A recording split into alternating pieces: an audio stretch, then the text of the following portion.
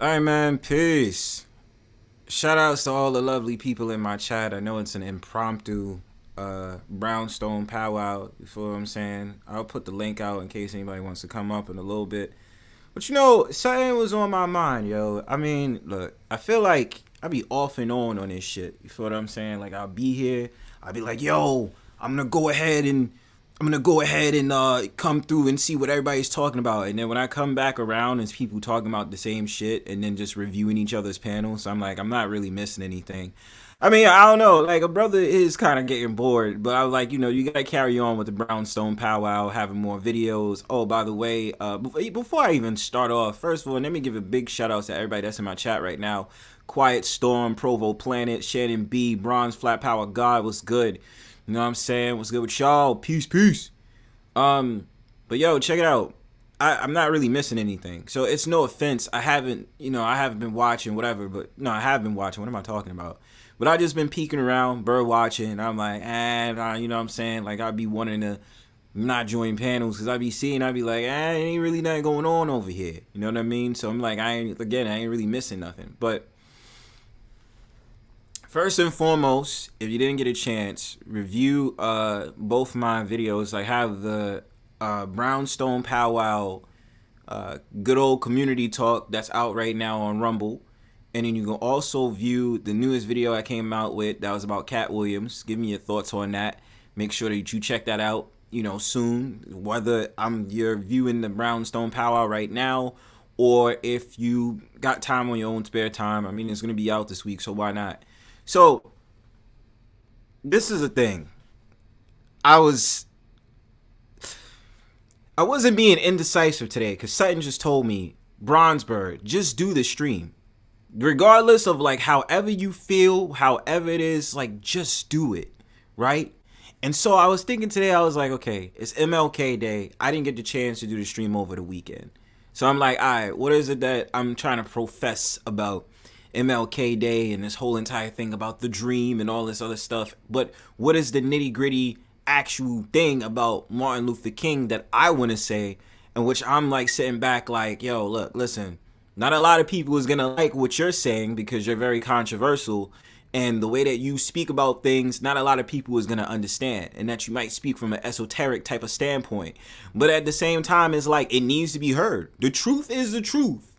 And, ironically, all these different things that went on with the supposed, I have a dream speech and who Martin Luther King was, his name being taken from, how the hell did I forget?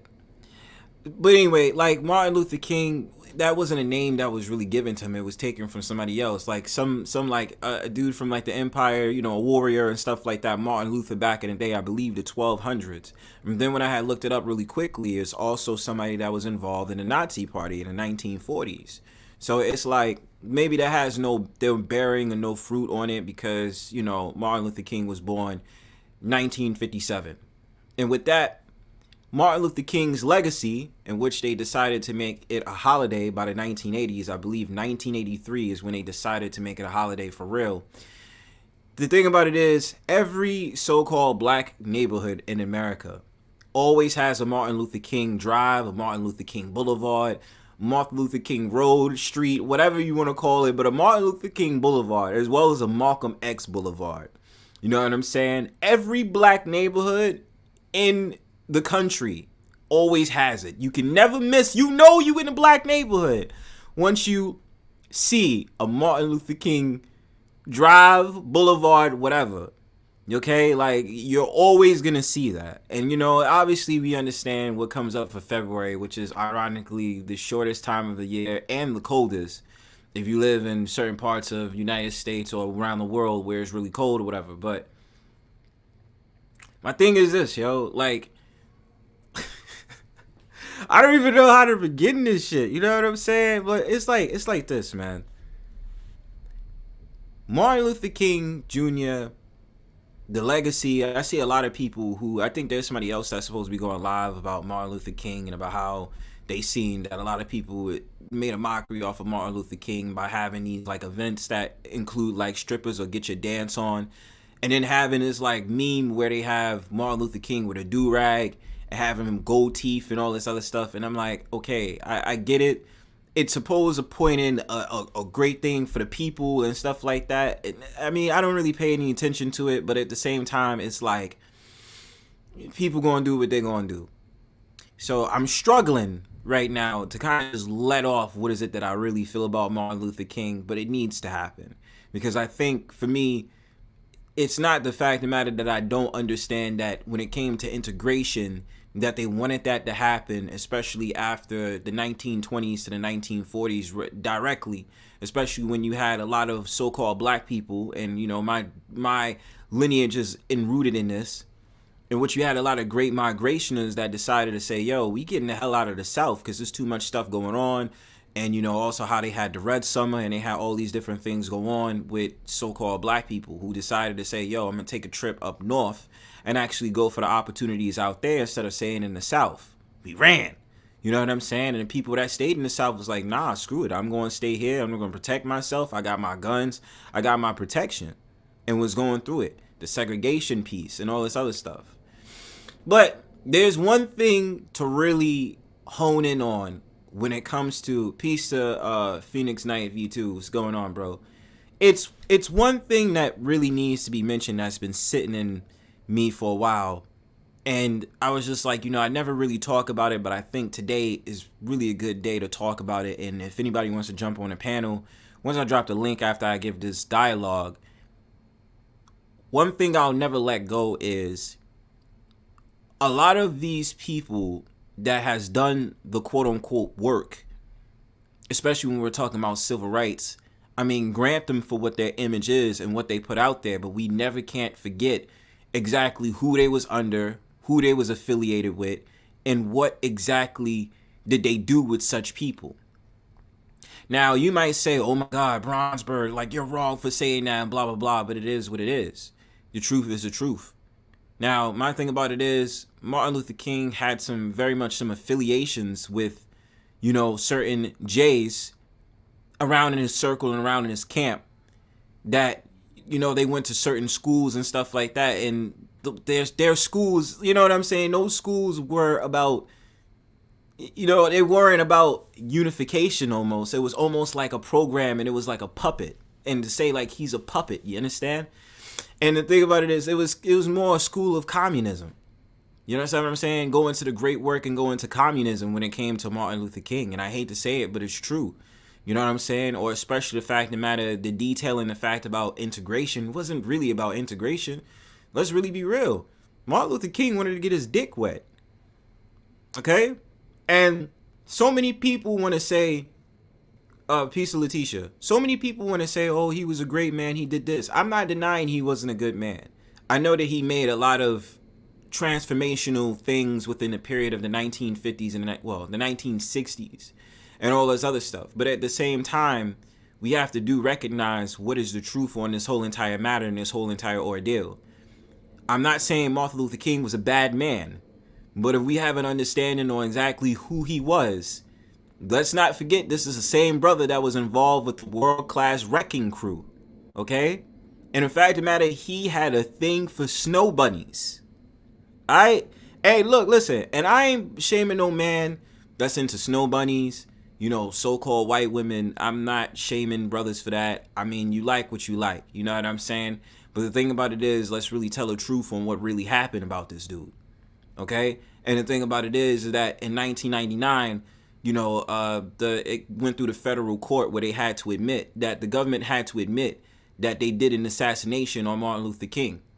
That was what? So we're talking 1968 to 1999. That's about, give or take, 30 years later, 31 years later.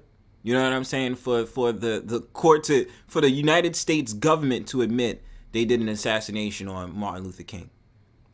And I might get shadow banned for it, but it is what it is. We have to just let go of what exactly it is. As time rolls by, there's going to be more files that's going to come out about Martin Luther King. You know, Coretta Scott King and him were a fake couple. It was a fake marriage. Okay, it wasn't really, you know what I'm saying? It was supposed to be suited up to give him more of an image. Just the fact of the matter, when it came to him, he couldn't see his life without having a white girl. Okay? And preaching this whole entire thing of coming together. Now, my thing about it is, in the American society, is racism real? Yes, but it fuels the American ways of life. You know what I'm saying? And I appreciate whoever is in my chat. I don't care if you're so-called, or whoever's watching. I don't care if you're black, white, mixed, you know, Spanish, whatever. I don't care. I don't give a shit. I don't care. Whoever wants to come into the Brownstone Powwow, I don't discriminate on whatever. But the thing about it is, when we talk about these different things that's going on, especially since it's supposed to be a prelude to February, which is supposed to be quote-unquote Black History Month, let's not really forget exactly the truth of the matter.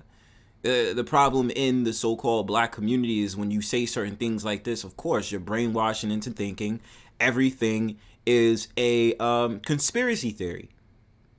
And it's like, if you really pay attention to who certain people were affiliated with, you would find that they aren't who they really say they are. And they're not really who they claim to be. Why did they not give recognition to the young lady? And I'm talking about the civil rights movement. Why did they not give the recognition to the young lady that sat on a bus and was kicked off the bus by a white driver? But they gave all the credit to Rosa Parks. Like, where is that lady, yo? Like, I've always said that. Hold on, I'm sorry.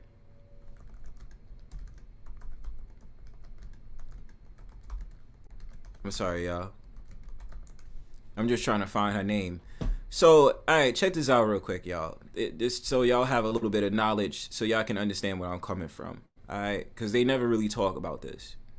So, my thing about it is, it says right now, Claudette Colvin on Democracy Now! At age 15 on March 2nd, 1955 in Montgomery, Alabama, Claudette Colvin refused to give up her seat to a white woman. Colvin was motivated by what she had been learning in school about African American history and the U.S. Constitution.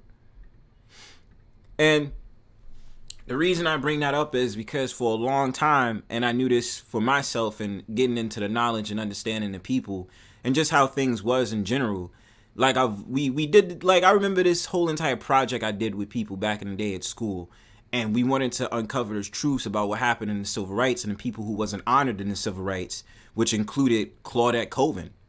I think she was 15 years old and pregnant at the time, and she didn't give up her seat to a white woman on a bus, and they kicked her off the bus. But the thing about it is, when Rosa Parks did it, or Rosa Parks was positioned to do it, automatically that got the national worldwide attention, and everybody was like, oh my God, I can't believe this. You know what I'm saying? And I'm not saying like it wasn't noteworthy or wasn't newsworthy to talk about, but at the same time, why did they not talk about Claudette Colvin? You know what I'm saying? You know, why did they not talk about the different factions that happen in society, what really happened? Maybe there were places in America where so-called blacks and so-called white people can get along. But at the same time, I hate to say it, man, like, it's just so many quote-unquote civil rights leaders, and I'm not saying Martin Luther King per se, but just certain of them that are full of shit. And the reason why I feel like they're full of shit is because the fact of the matter is they needed validation of the Jays and they needed validations of white people. But then they tried to go back and say, black people, we need to step up because, we need to come together as a people and blah, blah, blah, and all this other stuff and fight for our rights, quote unquote. But then coming into the 1960s, the things getting passed by law and all these different things that's happening was for the immigrants, but not so-called African Americans. To this point today, that if you talk about the quote-unquote FBA, they have applications now when they say African American. Now they're including different people who aren't noted as quote-unquote FBA. So Caribbean, African, and then South American or whatever to go into today's status quo, because the definition of what an African American is now is different. See, and I just want to say this real quick. I'm just talking my shit. I'm not, you know what I'm saying? I'm just talking my shit. So my thing about it is like this.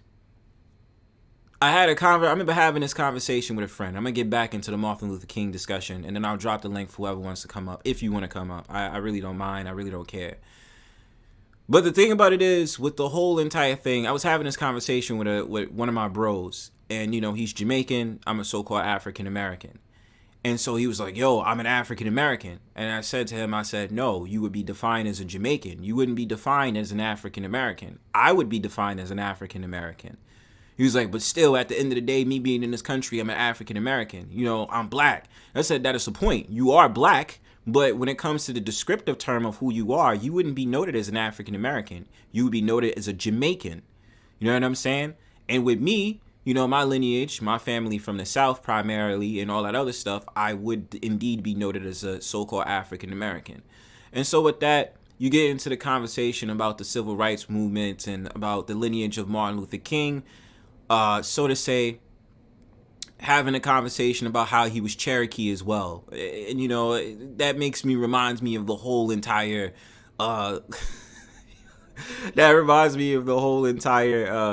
conversation about Aboriginals and all this shit. You know what I'm saying? Like, I'm not gonna, you know, oh, I got Indian in my family and all that other stuff. I'm not saying that people are capping, because people really do be out here doing in-depth research about where they're from. And then that sparks the whole debate about what our origin is. Do we really come from Africa? Did we really get shipped out on those boats? In which so many times I've said on a Brownstone Powwow, you know, I even said it on somebody else's panel, APTV. The problems that I was having with those tired discussions about our origin or where we come from, you cannot expect me to believe that directly off of a couple of boats, a couple of ships, that all so-called African Americans came off those ships. No, I refuse to believe that. That's not true. Shout out to Mrs. Queen Sunkissed. She out here talking about, you Mexican. Misha Mack, what's going on? Peace. Azure Saints was good. So, like I said, you cannot expect me to believe that all of that shit, like we all come off those boats and those slave ships. Nah, I don't believe that. You know what I'm saying? I do believe that so-called African Americans in general are an admixture of different cultures that might have led back to original people, if you catch my drift. But that's just a conversation for another day. To get back into the dream, what the dream was about was integration. And I believe, in my opinion, Martin Luther King, sorry to say it, his whole entire mindset was he was chasing white women. I'm sorry. I'm sorry. Like, I just... Did you just take my jacket in real time like it ain't cold out here? Yes, I did. Until I pulled that damn jacket off with my feathers, yo. Even though you took like mad of my feathers to make that jacket, the fuck? But anyway, let's really be real, man. Like, I'm not saying that integration wasn't gonna happen. You know, today is kind of like different because people nowadays, they don't care who they date. You know what I'm saying? They don't care if you black, white, Spanish, whatever. They don't even care if you straight or you are into trans, whatever. Like, a lot of people today's mindset is different. So of course their whole entire thing is, look, listen, it's just, it is what it is. Dr. Martin Luther King was named after, it hurts when I forget exactly who he was named after, but he was named after a warrior, for lack of a better sense. Martin Luther King, in my honest opinion, was a puppet. I know y'all hate that. I know y'all don't like it, but a lot of these civil rights movement, a lot of these civil rights leaders, a lot of these civil rights people, I'm pretty sure they had very good intentions for the people and all that other stuff, but to really get down to the nitty gritty, you have to understand exactly what their background is, who they associated themselves with, who they was involved with, what organizations that they involved themselves with. You know, you're also talking about a man who went to the school for communism, okay? And again, I'm pretty sure there's going to be people in my chat, people who's watching right now, that's not going to like what I'm talking about. But we really have to get to a real basic understanding about who people are. I remember having this conversation with someone. I talked about the civil rights movements or civil rights leaders of today, and I had a conversation with certain people about how I don't agree with someone like Jesse Jackson, Jesse Jackson and the other brothers that's out there, about how they all fucking fake, man. You know what I'm saying? Like, yo, I'm not smoking, Josh. I'm just keeping it real. Oh yeah, Al Sharpton. You know what I mean? Like, you know, I'm here talking my shit, y'all. Like, y'all gonna have to deal with me. And if you disagree, ask to drop the link, yo. I'll let you have the conversation with me. But it's like, bro, I'm not saying none of this as in like this is just me getting high off my own thoughts. And no, like, yo, bro, you can literally look up this information and come to find out who that dude was associated with. You understand what I'm saying? This is not some just, oh, I'm just talking out my ass. Like, this is actually real. You understand what I'm saying? I got you in a second, Mrs. Queen Sunkissed. But, like, bro, I'm not saying none of this shit to just be like, oh, I'm disrespecting. I was like, yo, y'all gotta stop idolizing a lot of these people. A lot of them was puppets, okay? Like, it's just like these people out here, when I've watched for the last 3 years, a lot of these morons that was sitting up there talking about, oh, someone like Kevin Samuels, somebody like Kevin Samuels deserves to be in the topic of conversation of the greatest black leaders. I said, you dumb fuck. Like, do you understand? Someone like him was put into the limelight so you can invigorate him as the father figure for a lot of you so-called black men. Okay? And was supposed to cause a divide on economics, relationships, and the differences between black men and black women. I'm just gonna really keep it real with you. I'm sorry. But like I said, fam, I already see y'all going up. Holy worship God, you know who that is. She's in the chat. Oh, you stupid, bro. I'm gonna read some of y'all comments and I'm gonna drop the link. I really agree with you, but to a certain extent, they still may move for the black community regardless. We messed it up as a black community. Make that make sense. Let me read that again. I really agree with you, but to a certain extent, they still may move for the black community regardless. And we messed it up as a black community. Make that make sense. But I mean, Letitia, what you're saying, how did we mess it up as a black community though? You know what I'm saying? Like, I'm not saying, like, we didn't fuck it up. We did. We dropped the ball in a lot of the sense. I'm not saying that at all. We definitely did. But when you have a lot of these organizations that came up from, like, the 1960s and what was the end result, like, let's take, for instance, right? For example, the Black Panther Party. The Black Panther Party meant business, all right? They, you know, the organization, rights to bear arms, all that other stuff, and then they went haywire with each other, internal fighting, and then what wind up happening? Huey P. Newton wind up getting on drugs and got killed in a drug deal in 1989. Mind you, the whole entire Black Panther Party wound up basically breaking up into which we know now today is gangs. The Bloods and the Crips, right? And the infiltration of the Bloods and the Crips, which was supposed to be started by one of them, Tookie Williams. You can look him up. I think the founder of the Crips. I forgot who's the founder of the Bloods. Y'all can write that in the chat. But my thing about it is this, fam. Like, the thing about it is that the Bloods and the Crips were supposed to do what? They were community watchmen, okay? Especially in Oakland, California. Going down the line, whether we like it or not, it was infiltrated by some outsiders that was looking for a divide between so-called black people. And you know what wound up happening? Started fighting. And then if you mix that in with the whole entire thing about the drugs that came in the 1980s, and we know what we're talking about, sniff, okay? That broke up families, homes, friendships, all that. And even to the point, the whole entire point of just bringing this in, there was good intentions in the beginning. I would even say in the 90s there was some good intentions, but got messed up. And why I say the 1990s is because the city I'm from, you had the whole entire thing where you had Rikers Island, in which they had, you had the so-called black men that had to fight against the Spanish and had to fight against the other ones for their territory in the prison. So Bloods being introduced in 1993 helped out the so-called black men, but obviously we have an understanding that gang culture got taken out of prison into the street life. And with that being said, if you really think about it, I'm gonna just say it, New York City lingo is based off of prison terms. That's where we got a lot of our vernacular, a lot of the things that we say from prison, okay?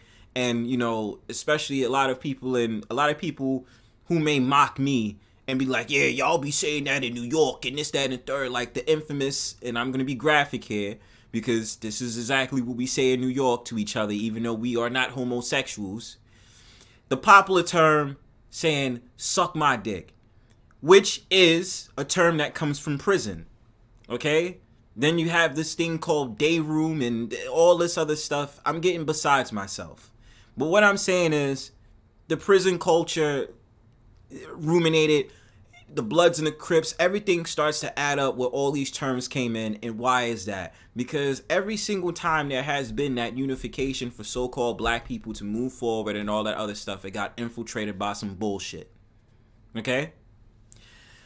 I see y'all dropping some jewels in my chat. I'm about to drop the link. I'm gonna drop the link in about 5 minutes. Let me just get my shit off. Okay, I was just talking about my city with Jeffrey Ford, who started Keystone Rangers, so I totally understand where you're coming from. Now, the Piston Razors had came out and supposedly to be or an organization, but they end up becoming a gang. Why? Because they end up bullying their own communities. They own black people. Yo, I'm telling you, this conversation tonight, a lot of people is just gonna be coming at my neck. I'm already expecting it. I already understand. Y'all gonna come at me with it, and y'all gonna be like, "Yo, Bronzebird, what the fuck you talking about?" Well, let's really be real. I'm not saying that America did not want to have some type of unification between races of people, but I will say that a lot of the civil rights leaders they had the right intentions, but at the same time, who they was affiliated with made them pawns and made them puppets in the game.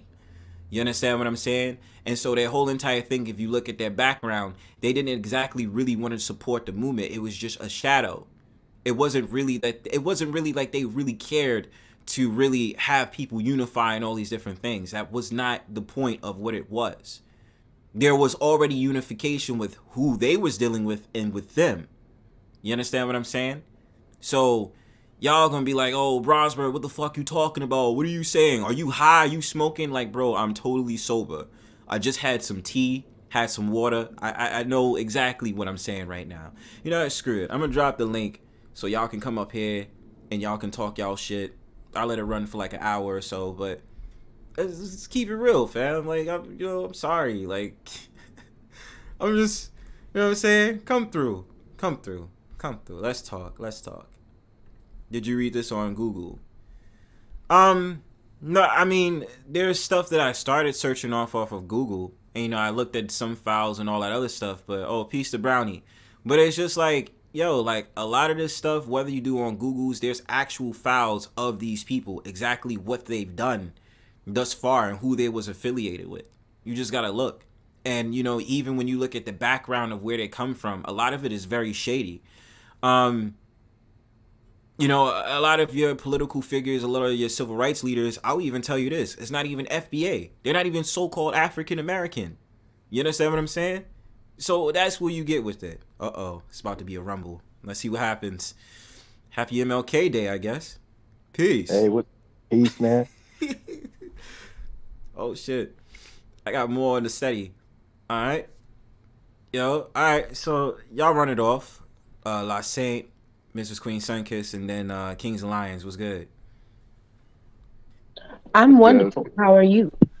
I'm good. I'm chilling in the bird house. Yeah, we gonna burn it. We gonna burn it. You don't need no. I need to use your feathers as a pen and shit. You said you gotta use my feathers as what? As a pen. For what? Look, you're not gonna ink me.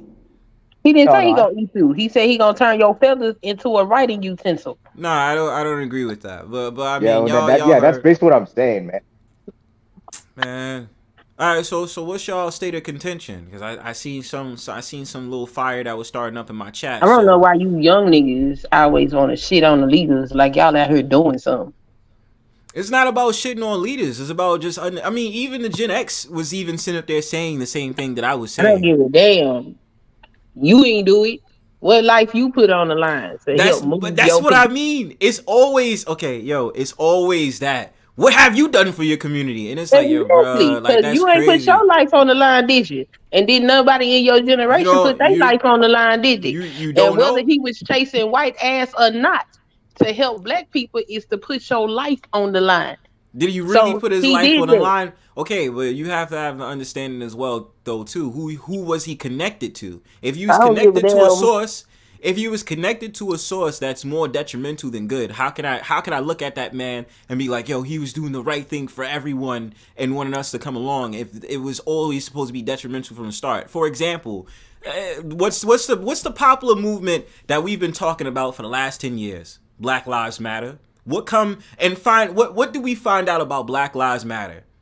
They was all about the LGBTQ. It did not give a fuck about so-called black people. What the hell that got to do with the price of tea? When we have the conversation about civil rights leaders and we have the conversations about movements that usually happen with black people, what wind up being the whole entire point in the conversation? Deception. That's my whole entire point. So I'm sitting up there talking about, all right, Martin Luther King did this, Martin Luther King did that. But at the same time, though, who was he affiliated with? And who he was affiliated with was very important. Because that would tell you exactly what was going on in the background and what he really was about behind closed doors. What he really was about. How many of Dr. King's speeches have you listened to? Many.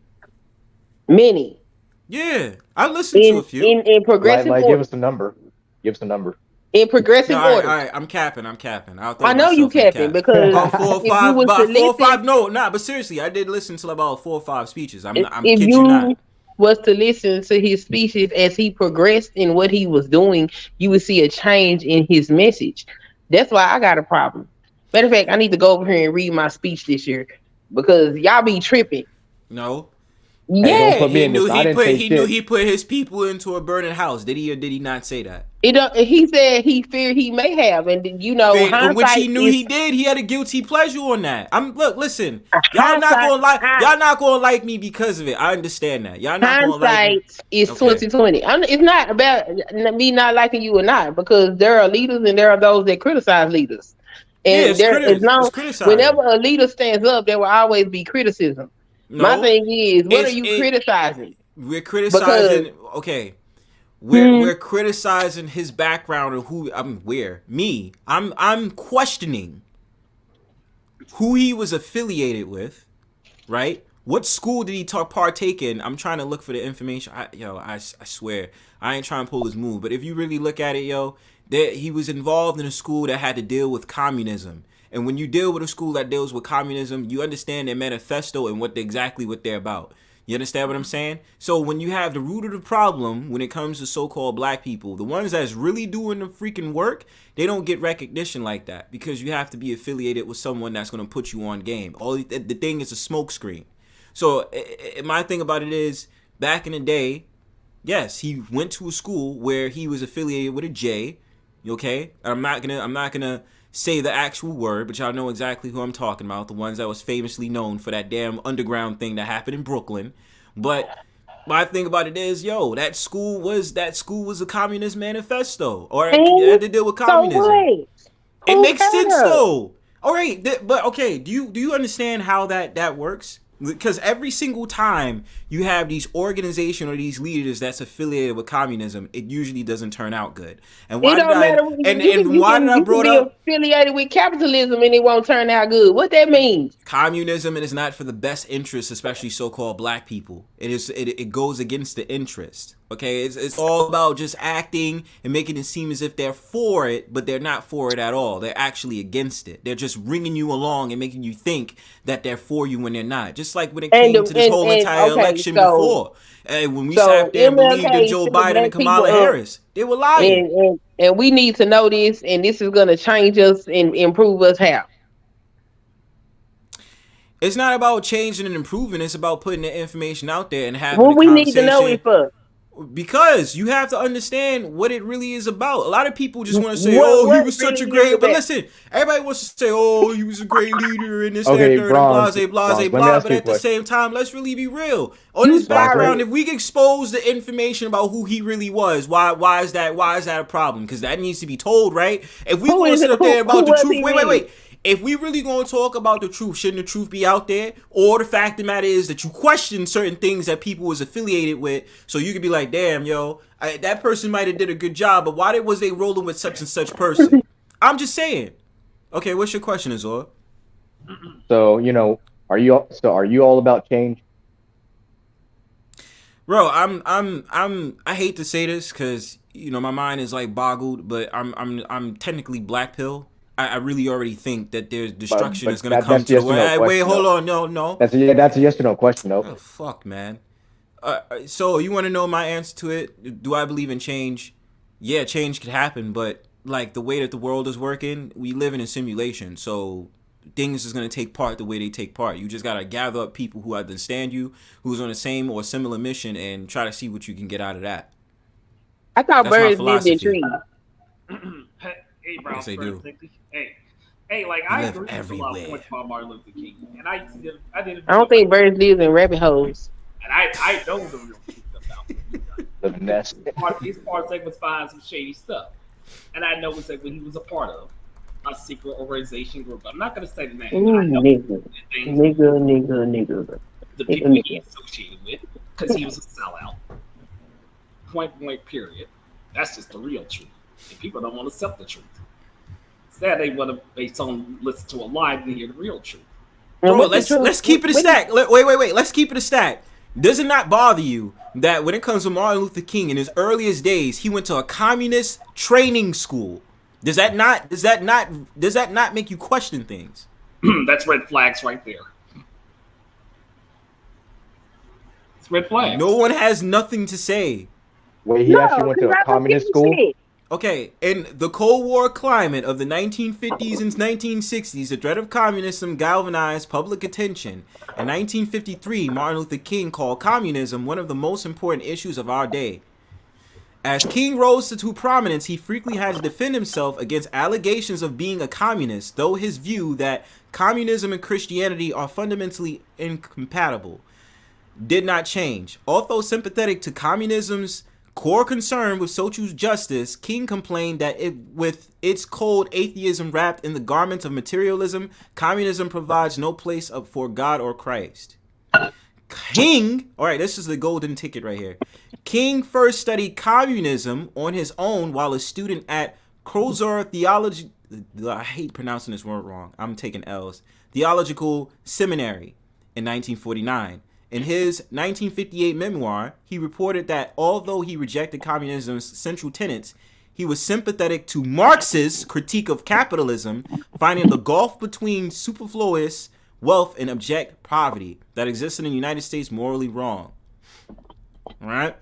So the thing about it is, it sounds to me that if somebody studied a particular thing, then they would have more credibility. He was in the school. It don't matter. It does matter. He was in the school. He said it was against what he preached and things that he was fighting. How do we not know it was a cover up, even though he said that? See, that's just I'm gonna look for a way to shit on the damn leader, because just because somebody went to a school, if you can come out of a school and still criticize an ideology and not fully accept it because you don't agree with the flaws that come with said ideology, how do you sit up here and try to demonize them for attending a school and learning about it? So he actually went to school, a communist school? Yes, he did. I need you to drop. He studied at a communist school in his younger days, and I believe when he's in his 20s, if I'm not mistaken. Look. You believe you destroy a structure from the inside out.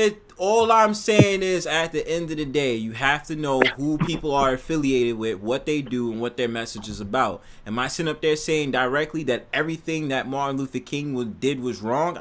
No, absolutely not. I would never say that there wasn't some grandiose things that he did and revolutionized the natural ability in America for us to get along, right? What were those things? So obviously, when we talked about the segregation piece, that those things happening, the confronting the whole entire thing about the racism that happened in the South, and also the fact of the matter, 100% certain that this isn't Bronzebird talking this mess, that's an imposter. Y'all not hearing me. And then, which revolutionized America is that then they wanted to do the whole entire thing about the immigration laws in the early 1960s. Well, mid 1960s. That's also one. But kind of it's a if and and on that, because then we lost our whole entire way of like describing ourselves as African Americans or whatever have you. It's a bunch of things that happen. Okay, Azor, what are you asking me? And then I think Blue Lion wanted to say something. So I'm saying like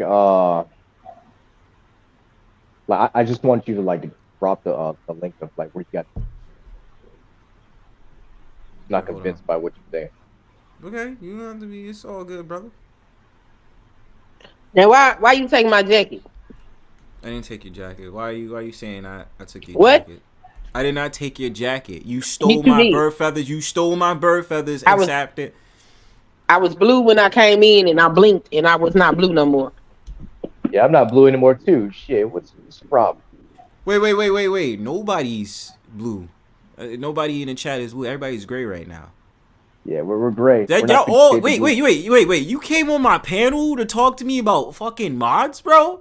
Like, wait. Y'all came here to ask me about the whole blue. I told y'all the reason. No, I came up here to cuss you out about Martin Luther King. The jacket is just comedy relief. Well, be cold outside with no jacket, all right? Wear a sweater. How about that? There's plenty of sweaters out there that have great protection in these winds out here. I need a haul from Temu with my sweaters. They cute too. Y'all need to go to my community wall and click that link and get y'all one. Them motherfuckers fly. Okay. All right, hold on. Let me make an announcement because a lot of people didn't. It's nothing personal, okay? Like, everybody doesn't have wrenches right now. Until, like, yo, it's something that happened in my chat. I've been seeing it repeatedly. I was rectifying the issue, and then I already said, yo, everybody who I'm really cool with, y'all gonna get all y'all wrenches back. Don't even sweat that. Y'all gonna get it back. Don't worry about it. You know what I mean? We just trolling, Bird. I know you're trolling. Stop shitting on Dr. King every year. Y'all get on my damn nerves. So why I never said every year. This is the first controversial powwow where I've actually sat there and said certain things that I questioned about Martin Luther King. This is like the first time. Last year I didn't even talk about Martin Luther King. No, I'm just talking about black people as a whole. They take MLK Day to get up here and shit on Dr. King every year. What's wrong with you niggas? All right. Wait. Hold on. So, you feel some type of way about me saying some shit about Martin Luther King? Then you start talking shit about a couple of the so-called civil rights leaders or the leaders of today that they call themselves? Didn't you do that? Who are the leaders of today? Well, supposedly you have Tariq Nasheed. Really? I'm just Tariq. So so-called Tariq Nasheed, Umar Johnson. When you say Dr. King, I can say Montgomery Boy Buscott. Mm-hmm. I can say the March to Selma. Okay, all right. So as of today, like who? Go ahead. I can say organized protest. Now you understand Tariq Nasheed next to Dr. King. Please explain how them two equate. And I said so-called. No. We're not talking about so-called. Because, see, you not talking to one of these regular niggas. You talking about a thinking black person here. So don't tell me that Tariq is no goddamn leader. And you know he ain't no leader. Again, the leaders of black folk put their life on the line. And they know that to help black people or move black people forward in this country is a death sentence. That's why we don't have no leaders today, because ain't nobody trying to take their charge. Ain't nobody trying to say, oh, you know what? I'm going to lay down my life to further our people. We ain't got no leaders, because if we had leaders, we would have a lot more going on. It's been 50 years since the civil rights movement happened, and collectively we ain't done shit. You know, we integrated in this mud, like we fully, 100% all the way accepted as citizens in this bitch. And we know that ain't true. We ain't got no leaders. Hey, Queen. Yes. Like, actually, what I was so basically what I was actually gonna do, like in the past, like I wanted to gather around some like intelligent thinking black men, shit, like come together. We're gonna try to like make a certain kind of space. A certain type of what? Like a certain type of space for like intelligent black men to come. try to On like YouTube? resolve issues. Yeah, not just on YouTube, like in real life as well. No, I mean I get that. There are organizations out there for black men to group together. Now my thing about it is the work that I did, I would say about 6-7 years ago. I say I did work. My whole entire thing was to gather brothers for mental health, because a lot of us suffer from depression at high rates, and then we delete ourselves. Men are more likely to delete themselves than women. They'll actually proceed with the deletion. So that's why I was like, yo, it's very important for us, if we have stress from work, relationships, family, all that other stuff, we all come together and do it. Now, it did go well for a while, as terms as me linking up with other people and saying, hey, yo, come over to this event and da-da-da, but it fell to the wayside, especially when the pandemic began. I don't know what happened, but then it's just like people didn't want to link up. You know what I mean? So I tried sitting up there trying to get something together or support somebody else's foundation to also throw myself in the ring and be like, yo, let's come together and let's at least do that. Because in order to move efficiently, you got to start from the mind. If your mind is not right, then the movement's not going to be right, because you're not going to be in the right state of mind to move forward. I mean, truthfully, I think I'm the youngest that's on here. Yeah, you are. Yeah, you are the youngest. Yeah, I'm just trying to start fresh or whatever.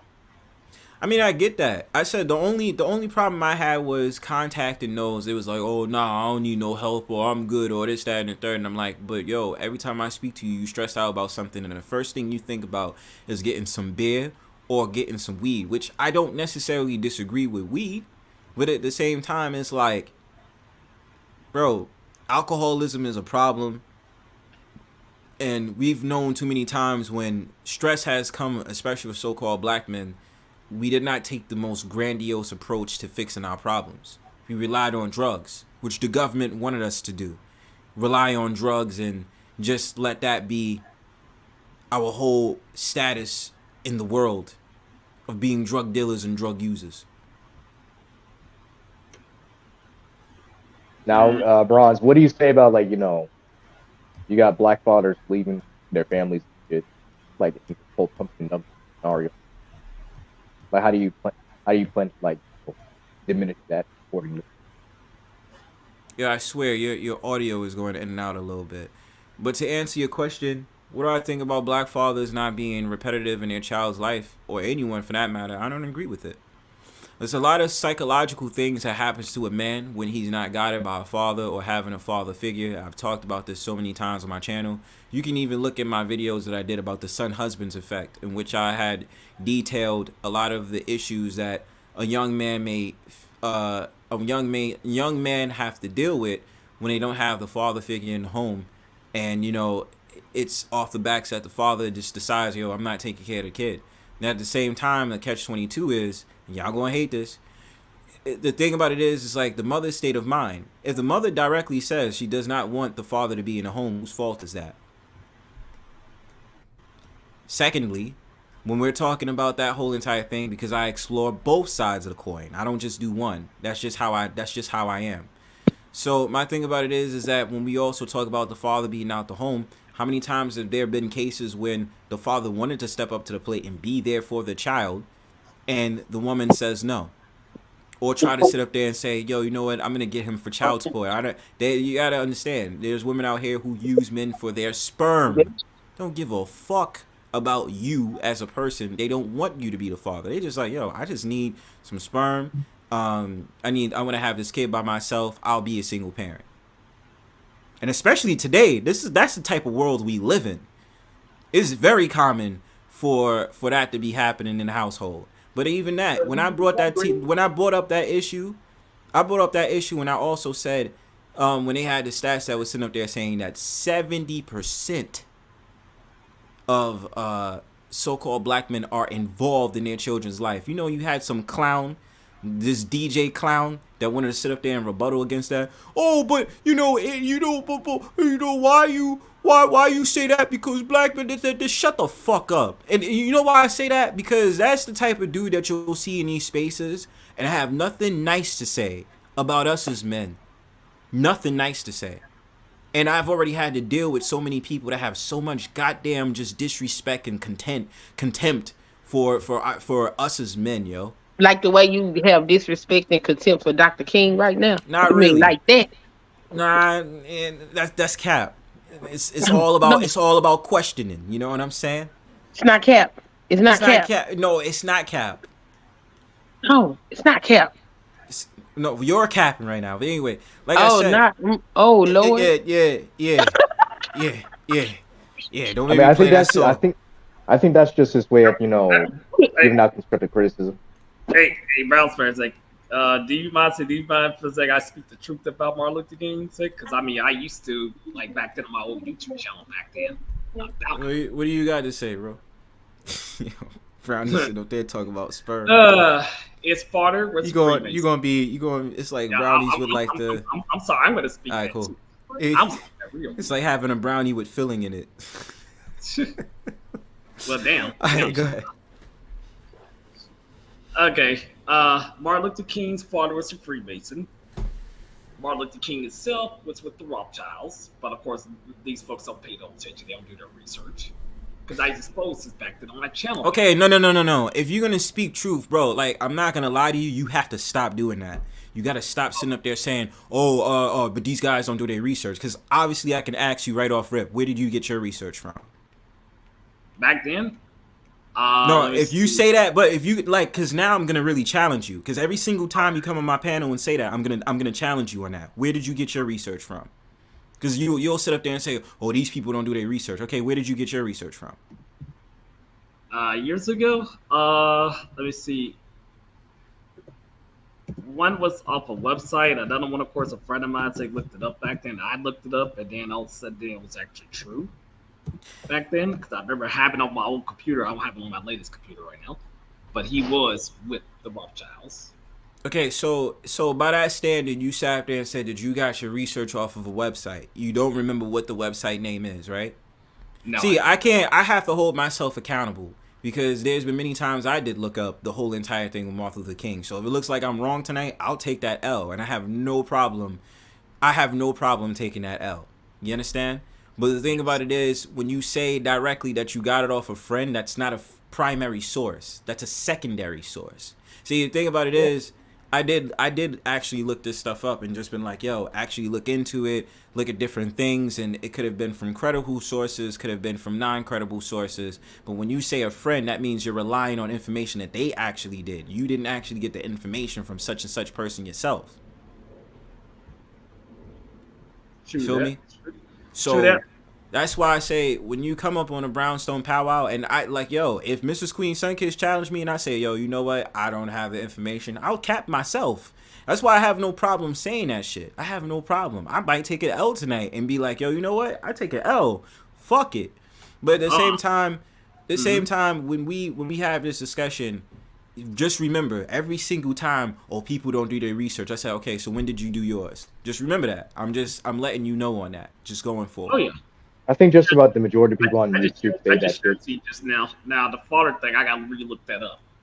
But it's fodder, of course. But okay, so what information are you confident on that you can proudly tell me you know? That he's involved with the Rothschild. Now I don't have the other information years ago. Like I said, it was off my old one, so I have to re-look again. Like I said, it's been a long time. But I do remember the information. I do remember that dude Jacob. They definitely did. I do remember that dude Jacob. Yeah, I remember it was Jacob. I just forgot the damn name. I knew his name was Jacob. But going off of that, what's up? Word of advice: whenever somebody's challenging you on, like whatever information you bring, you better have that shit ready. No disrespect to nobody on the panel. I don't think nobody remembered that they wanted to come out with a Dr. King movie, but they boycotted that movie because it was hella infidelity in that movie.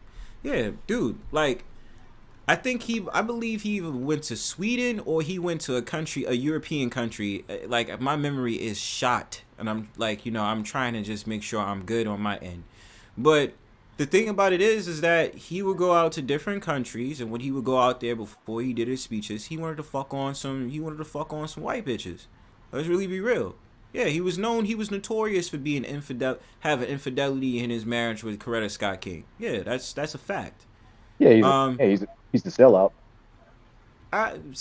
Okay, when you say sell out because he wanted to fuck white women? No, I'm asking you, like, is he sell out because he wanted to fuck white women? Pretty much. That makes you a sellout because you wanted to fuck. No. Because if that's the case, don't put me in that. Don't put me in there. No, I'm saying because if that's the case, I've smashed no bunnies before, so I can't really, you know what I'm saying? Like, then I'm a sellout then because I already did that. Yeah. You're a sellout too. By the way, Bronzebird, can I show the evidence? The picture? Can I show it? Put it on the screen.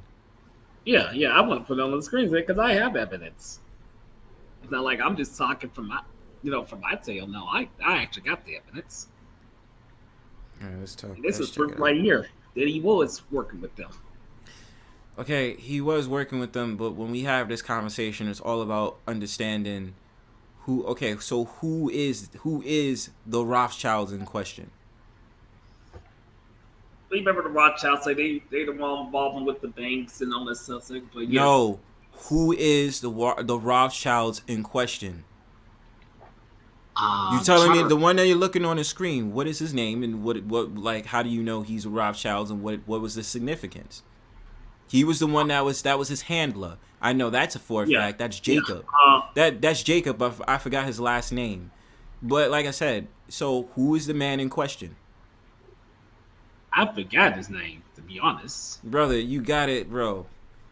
I rocks with you, Kings and Lion, but when you say evidence, you have to back your shit up. I knew his name was Jacob. I forgot his last name. His name wasn't Jacob Rothschild.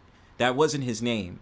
But it was Jacob something. Jacob something Sheen or something like that. Because I remember just looking that up. Sorry, give me 1 second, y'all. Because it's like, so people are so happy-go-lucky. It's like, oh, yeah, Jacob, blah, blah, blah. And it's like, oh, yeah, he was a Rothschild. Okay, he was a Rothschild. But what does that mean? You know what I'm saying? You could just be a Rothschild and just be like, all right, whatever. You feel what I'm saying? And this is the thing, too. A lot of people ain't going to like me for this. They going to be sitting up there saying, oh, well, when it comes to the Rothschild, I said, okay, but every single time these movements have happened, and it holds true. That's why I brought up the Black Lives Matter. When they stopped it, I said, who is it financed by? Because whoever it's financed by will tell you exactly what you really need to know about the organization itself. Because we have an understanding it wasn't primarily financed by so-called black people. You understand what I'm saying? So, again, when you say Jacob, what was his history? What was his background? Maybe I need to do a better job of explaining that so my argument about tonight's case is more legible. Instead of just saying, well, this is what happened and blah, blah, blah. I will honestly tell the audience, okay? I will tell everybody that's in my chat, whoever replays, whoever looks, whoever does this, that, and the third, I will tell the audience tonight, I probably was not 100% prepared to talk about the whole Martin Luther King deception tonight. And I apologize. No, you weren't. I wasn't? No, you definitely weren't. I was or I was not? Was not. Okay. And I accept that. This is all thoughts. And I'll accept the fact of the matter that I did not come fully prepared tonight. Cool. It is what it is. Yeah, that's what I expect from a bird from you. Dimitri says, I knew that, but my quarrel with people comes from people wanting Dr. King to be infallible like they want most black men in media to be, and they aren't, then they get discredited. Peace to Hustler and Muscular. But, okay, hold on. I don't understand, yo. I know I'll be dropping this freaking link. I gotta pin it now. Give me 1 second. But go ahead, bro. So you said that you said, Josh showed your ass. So you sat up there and said, what now? So you said I didn't come fully prepared, and what else? Oh, you talking to me? Yes, I'm talking to you. Yeah, I said I expect that from a bird from you. Okay, so what is your argument? What is your argument against me since I did not come prepared? What is it that you knew I didn't come prepared about? What is it that you know that I said wrong or whatever? I'm still trying to figure. I still need to link on when you said that Martin Luther King went to a communist school. Now, hold on, I'm gonna get you right now, my guy. I'll just put this in the chat so people can see it. Anyway, okay. All right. Let me see if I can get that link. But I mean, look, listen. I'm prepared to sit up there and make myself look like a fool because it's about questioning things, okay? Because the thing about it is like if you talk about Marxism, which is something I've seen before, this is something we talked about. I'm like, yo, bro, this is weird. Hold on, my fault, G. You will have nothing to say. Not really. So you out here trying to debate against me and you ain't got shit to talk about, my brother. But we could debate something about something else. What do you want to debate about in the season of Martin Luther King and about how when it comes to black people this or black people that? What is it that you want to debate about?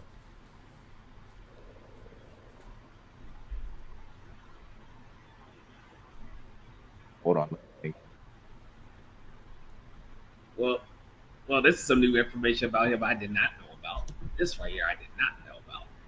Right here. I was not aware of. What's the information? That he's involved with socialism. Something I did not know about. That I was. Yeah, he was involved with you mean socialism? Yeah. I was Yeah, involved. he was involved with socialism. Like, this is the thing. All I'm saying is there's a lot of things in this world, especially when it comes to so-called black people, that I start to eye and I start to see. Am I saying that when it comes to so-called black people, they don't have the right intentions? I'm not saying that. They do. I'm just saying when you look at certain things that's out there that's far and wide, you have to start looking at things at different angles. You can't just go with the status quo just because everybody's saying it's right, it's right, it's right. It's like everything I do. I question Pan-Africanism. I've questioned Aboriginalism. I've questioned the Christian church. I've questioned segregation. I've questioned so many different things and still to this day I do. I've questioned for the longest time Black Lives Matter. Even here on YouTube, I've questioned things like the fucking Kevin Samuels bullshit. I've questioned the manosphere. I've questioned so many different things on here. So the thing about it is that when you question everything, that makes you stand out. You understand what I'm saying? Because you're supposed to question things. You ain't supposed to take things by face value just because people say it and they say it is because it's true.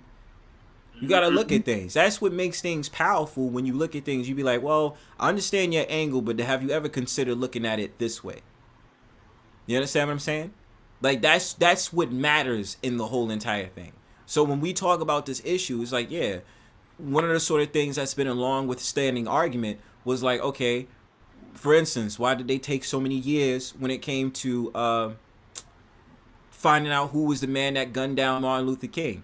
Or trying to understand why is it that when it came to Malcolm X, what is his background? Who does he come from? Who was he affiliated with? Even when I had a debate with somebody about Tupac.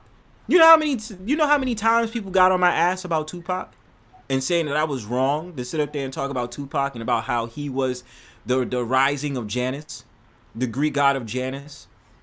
A lot of people was on my ass about that. They were like, yo, Bronzebird, you wrong. You know Tupac meant something. I said, yo, he was a puppet.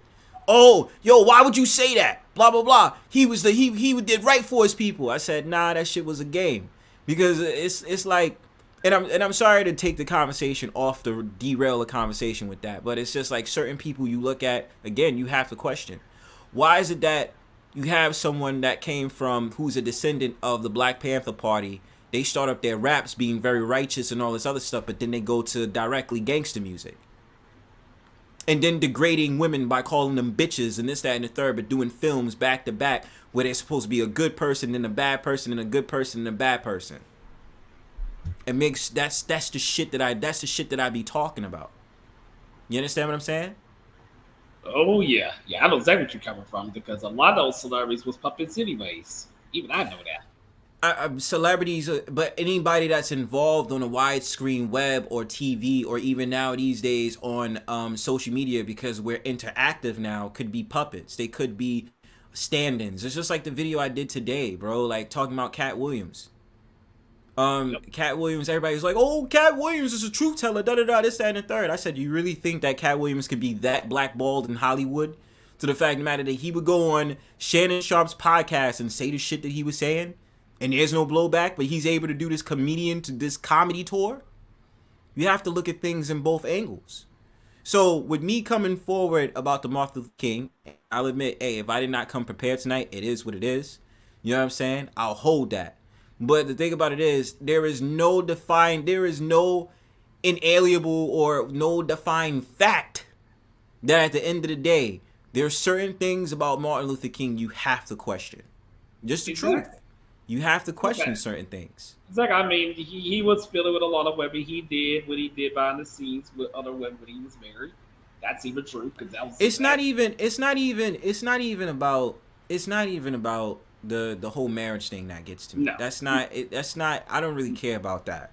No. You know, my thing about it is, at the end of the day, the problem that I was having was, it's just about what really was it at the end of the day. Who was it financed by, and who was he affiliated with, and then sitting up there talking about communism because it made sense. It's just like, yo, that makes you question things. Yeah, so exactly.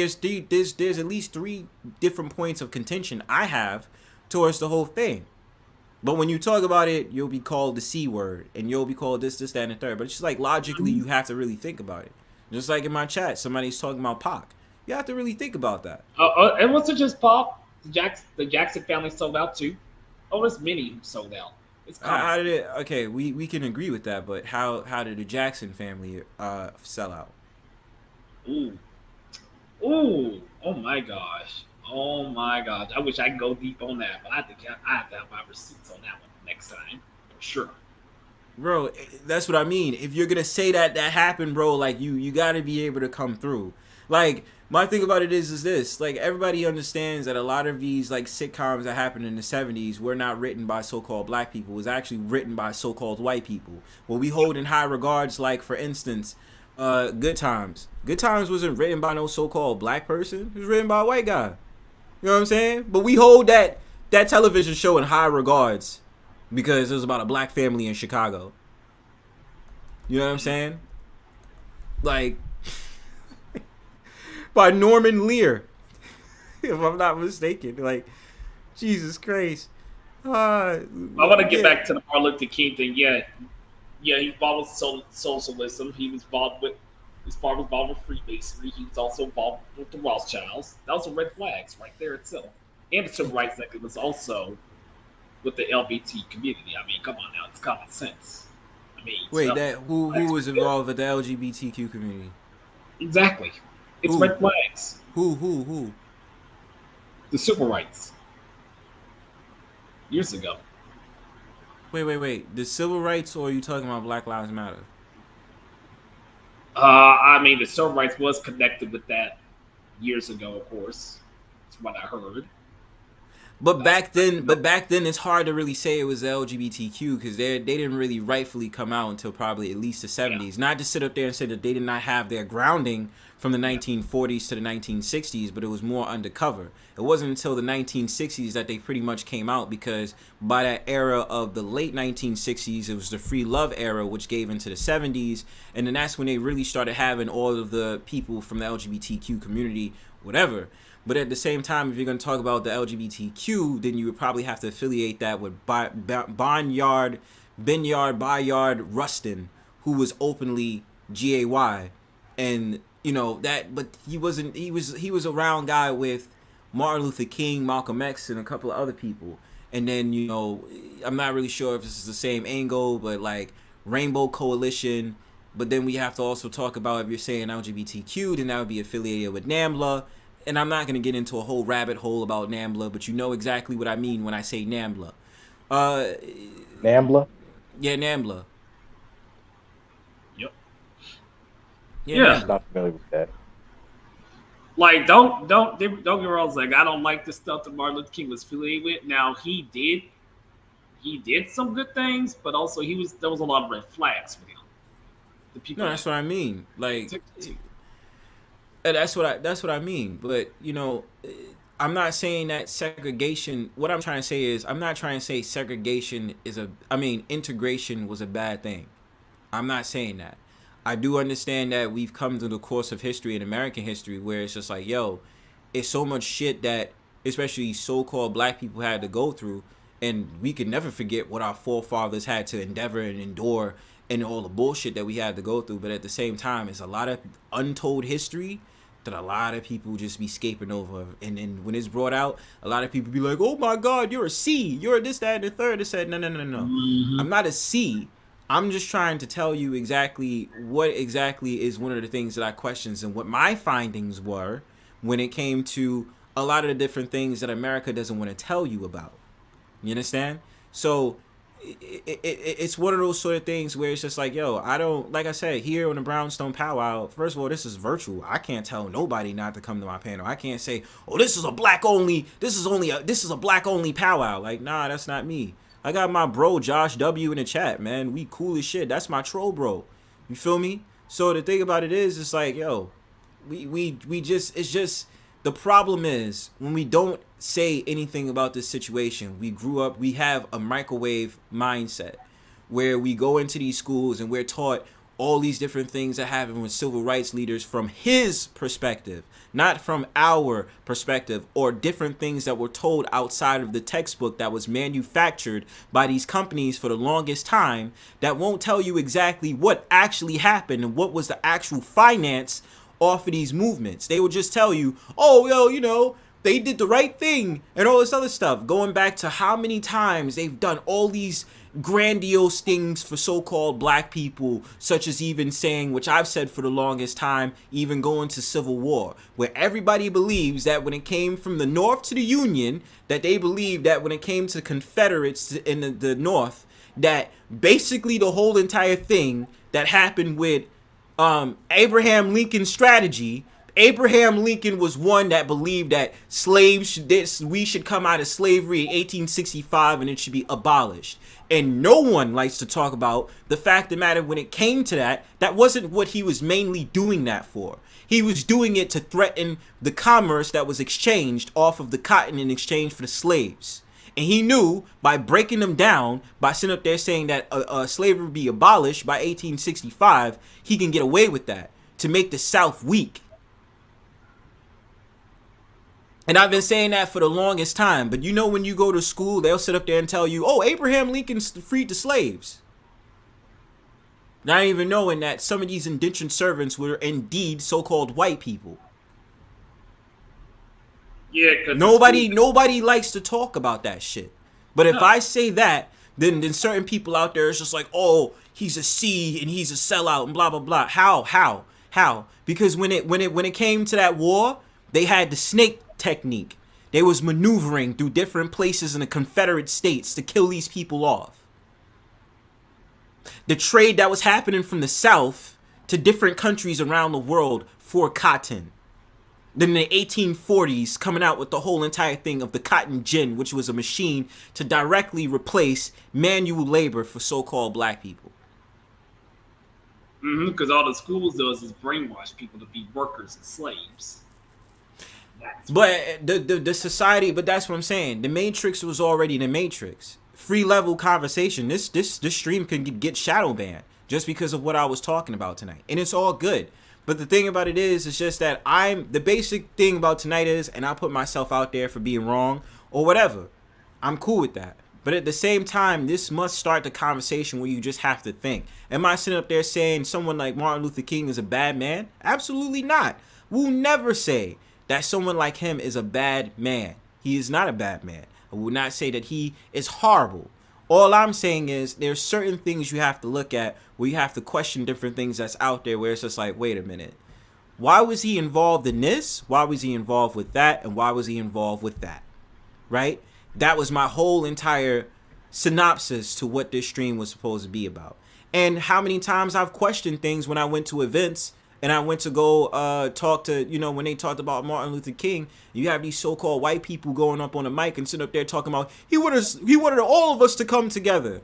How you know he was already together when he was already chilling in the background with his people?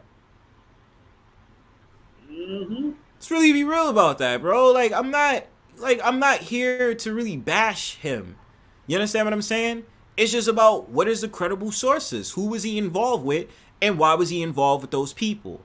Now, if this was a man that just was like, yo, I get along with white people, they support my moves, and this, that, and the third, nothing of the sort talking about Marxism or talking about communism and this, that, and the third, I'd be like, yo, he's a good man. He wanted integration to happen on both fronts, in his private life and on a grandiose stage. I wouldn't even think twice. I wouldn't think twice. That's all I'm saying. What's his name? I'm sorry. Azor, you got anything? What you think? This brother is quiet. But that's my whole entire point of contention, bro. Like that's all I'm saying. But people don't hear me though. It's just like what I'm sorry to really, let's be real about the Hebrew Israelites. Where do they come from? Or talking about Muslims, Islam, Nation of Islam. Coming to fact of the matter, the origin of the Nation of Islam supposedly directly comes from a so-called white man. Yep. Yeah, because Martin Luther King did discover about our people, of course, who he truly was. He did. I ain't gonna discredit him for that. I'm not gonna discredit the stuff he's done. But I'm not gonna disagree. There's red flags I'm not gonna agree with what he's done. Yeah, so all I'm saying is there's a couple of red flags that I see, and I'm kind of like, you got to side-eye it a little bit, because it just seems like, yo, what? Like, what is all this? You know what I'm saying? And you just have to question it. Oh, my fault. Zor, you there? Hear me? Yeah, I can hear you. No, I didn't have anything to say. Go ahead. Yeah, I thought you wanted to debate me. Your ass ain't got shit to say now, huh? Nah. Yeah, that's what I thought. Don't fuck with me. Yeah, now and some other shit, with the whole, just like that, just like in plus size and shit. We not debating about no plus size women shit, bro. We're sitting up there talking about Martin Luther King, the legacy of these different people out here who has done things for society to have a rapid change. But then you have to also figure out how these different things came about. It's like when you have the civil rights movement and you have to ask, who was it financed by? Because if you tell me it's financed by certain people or Jays, for example, and not to discriminate against them, but what are their backgrounds? Who were they affiliated with? Just like the same thing when I asked about Black Lives Matter. You have to question that. Because the thing about it is, if it's directly financed by you know who, then that's not a good look. You understand what I'm saying? And we're talking about how a lot of these movements and a lot of these people out here were influenced by the civil rights movement. You know what I'm saying? And that's just a fact of the matter. So me taking it in the crates and going back to the 1960s and saying, hey, the civil rights movement, mentioned Rosa Parks, but they didn't mention Claudette Colvin. Why they did not mention Claudette Colvin, and Claudette Colvin was pregnant?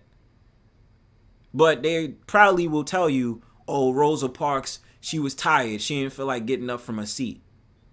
But we not talking about how Claudette Colvin was the one that was coming from wherever she was coming from, pregnant with a child, and she's sitting on a bus, and the bus driver is just like, yo, you need to give up your seat for a white woman. And she didn't get no credit.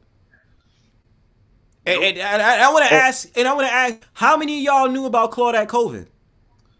I never heard of that. Never heard of Claudette. One has not ever heard of Claudette Colvin. Never heard of her. You haven't heard of Claudette Colvin either. So what does that tell you? So when it comes to the civil rights movement, because they aren't a member or weren't a member, they don't still deserve recognition for taking a stand on segregation back then? Like, these are different things that I like to really get people to understand, because I can actually really say this shit. Because I've actually read the history about Claudette Colvin as an example. But if it's one of those sort of things where we sit back and we don't even know who Claudette Colvin is, how many people out there has took stands and has done these different things out there and the civil rights movement never acknowledged them? That's one thing that I question. So we know about Rosa Parks. We know about the different people in the civil rights movement. We don't even know about certain people out there that wasn't involved with the civil rights movement but suffered the same hardships that happened with the people that was in the civil rights movement. What's that about, though? Guess they thought they were irrelevant. She says, it was many people before Rosa Parks that got arrested for not giving up their seat. Let's make that clear. She wasn't the only one. Exactly what I mean, though. That's what I'm saying. There's pretty much a lot of people that's been arrested, has gotten slammed down. Even the Little Rock 9 and stuff like that. There's pretty much a lot of people that took a stance on segregation and they never got credit. And it still made some type of national headlines. And I'm not saying, again, that the civil rights movement is not noteworthy for doing what they're doing. But at the same time, why is it that a lot of these stories are not are under wraps? It's basically under wraps and it's under the books and it's basically covered by dust. If we're going to talk about the different things that happened in the past that should be noted, that should be noted too. And I would probably have to do a better job on this page because, you know, my page is usually geared towards wanting to talk about history, wanting to talk about, you know, wanting to talk about different topics out there that needs to be exposed, or just my commentary on certain things. But at the same time, like, yo, this is something that we need to talk about and bring to the table. And all I'm saying is, let's put it on the table. Whether I look stupid or not, let's put this on the table because that is what we need to do. Not only is just our people, but just what is right for history. Not what is his story that he wants you to know. That's my point. Exactly. Because I remember back then, I used to get attacked a lot because all because I was exposed to conspiracy a lot. I remember I got attacked so much. So I know exactly what you're coming from. Yeah, and that's true. Rosa Parks was a big fan because she was working with the NAACP, and that's what I mean. A lot of these coverage stories was only put to the fire because of who they was affiliated with and who they was working for. So if you was already somebody that was dealing with the NAACP and you're dealing with all these organizations that have to deal with so-called black people, something happens to you, you automatically are going to get news coverage because it's a big, wide organization people are paying attention to. But the small man that might be coming home from work in the 1950s and he's minding his own business and then all of a sudden he gets punched in the face by some random racist, he's not going to be mentioned in the news unless he's under the NAACP or the civil rights movement. He's not a member, so he's not going to get mentioned. That's right, Josh. Just like the inventions by black Americans. A lot of people don't even, everybody, and this is the thing too. I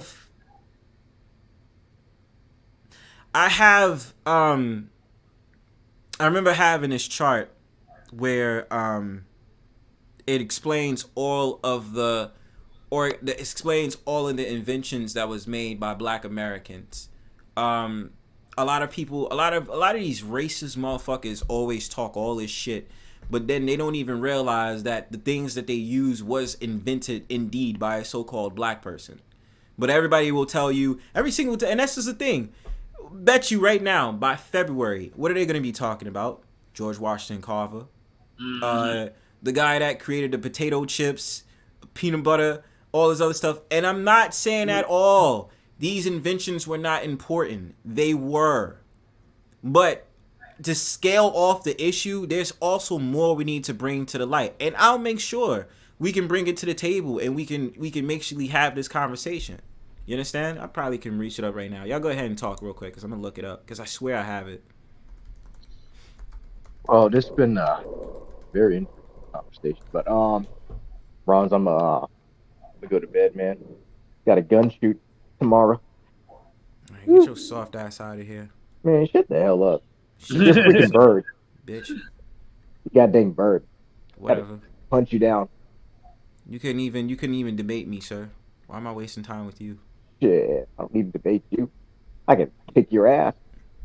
You can't kick shit but a rock and a pebble. Thank you. Shut up. Let me use your bird feathers. You're not using shit, bro. Like, no. Fuck you. I told you, I need something fancy to write with. Well, you're not getting my bird feathers, so what else are we talking about here? I mean, look, bronze birds are like the rarest birds. You goddamn right they're the rarest birds. Exactly. One of a kind and the most unique. Thank you. Yeah, and that's exactly why I need your bird feathers. Well, you're not Because getting it. I want something unique to write with. Well, that's fine, but you're not getting it. So you can just, Well, I'm gonna get it one way or another. in case my feathers shed, then maybe just maybe you'll get a feather, and then yeah, you can go ahead and have it then. But no, it's not gonna happen over here. Yeah, so you can take your ass on, and you ain't gonna shoot shit, and yeah, I would debate you, and I would whoop your ass. All So right. yeah, get the fuck out of here. Yeah, fuck you. Fuck you. Damn. Shit. All right, so let's get into this, man. A woman invented the camera, and she was a black woman back in the 1800s, and the refrigerator was the super soaker. Shall we keep going on what we talked about? Yes, Letitia. And if you want to hit the link to basically express that, you're more than welcome to. Peace to Juju and peace to RB. I didn't even do that. Yes, my thing about it is, yes, the black woman and black man invented all these things, right? I believe, if I'm not mistaken, there was a black man that invented the air conditioner. It was just on my mind. But like, let's go to the things that was invented, man. Let's talk about it. Let's get ready to have this conversation on King David. You understand? Now you see this on your screen right now. Exactly. Now, the air conditioner unit was invented by Frederick M. Jones. Whoa. And one of the most popular companies that create air conditioners is called Fried Rich. Wow. Okay? Somebody created the remote, created the traffic light. Shampoo head caress, you know what I'm saying? Golf tee, guitar. Now you got these racist motherfuckers that'll play a guitar and be like, I can't stand you Iggers, and this, that, and the third. But at the same time, you're making songs off of a guitar that was created by a so-called black man. Yeah, I do. I do remember that a certain celebrity stole off, of our race cycling of certain things, and the reason why he became so.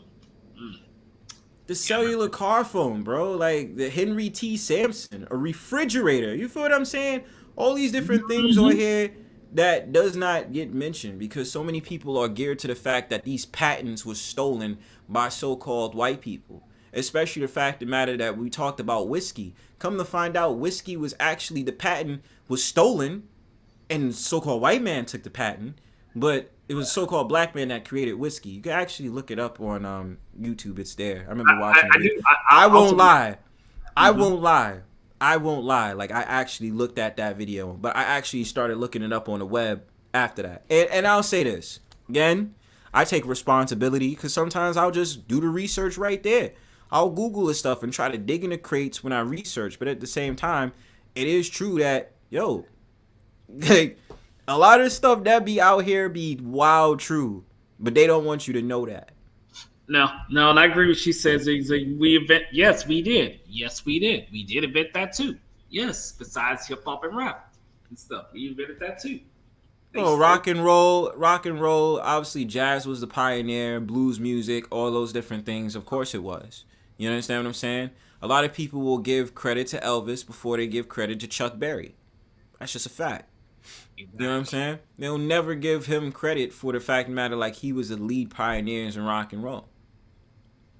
And why, it's very funny because a lot of these genres of music definitely was started by us, but then it transformed into something else that is played by other nationalities of music. You know what I'm saying? I mean, nationalities in general. You understand what I'm saying? So that's why I find it funny when you have a lot of these racist people, and I mean anybody, I'm not just talking so-called white people, racist people that will sit up there and say, well, y'all don't do anything, y'all never done anything, and blah, blah, blah. I said, no. It's not true. One of the richest black men in America is Robert F. Smith. Who the fuck you talking to? You know what I'm saying? Nobody likes to talk about that. Everybody was just like, y'all ain't got no blue to do. It's like Robert F. Smith again. When we talked about the brother that bought the Weather Channel, okay? That brother that bought the Weather Channel, they ain't giving him no goddamn credit. It was making a big deal. You know what certain people did of our race? They sat up there and mocked him because of the fact of the matter he was in a relationship or married to a so-called white woman. I said, bro, Can we not do this bullshit right now?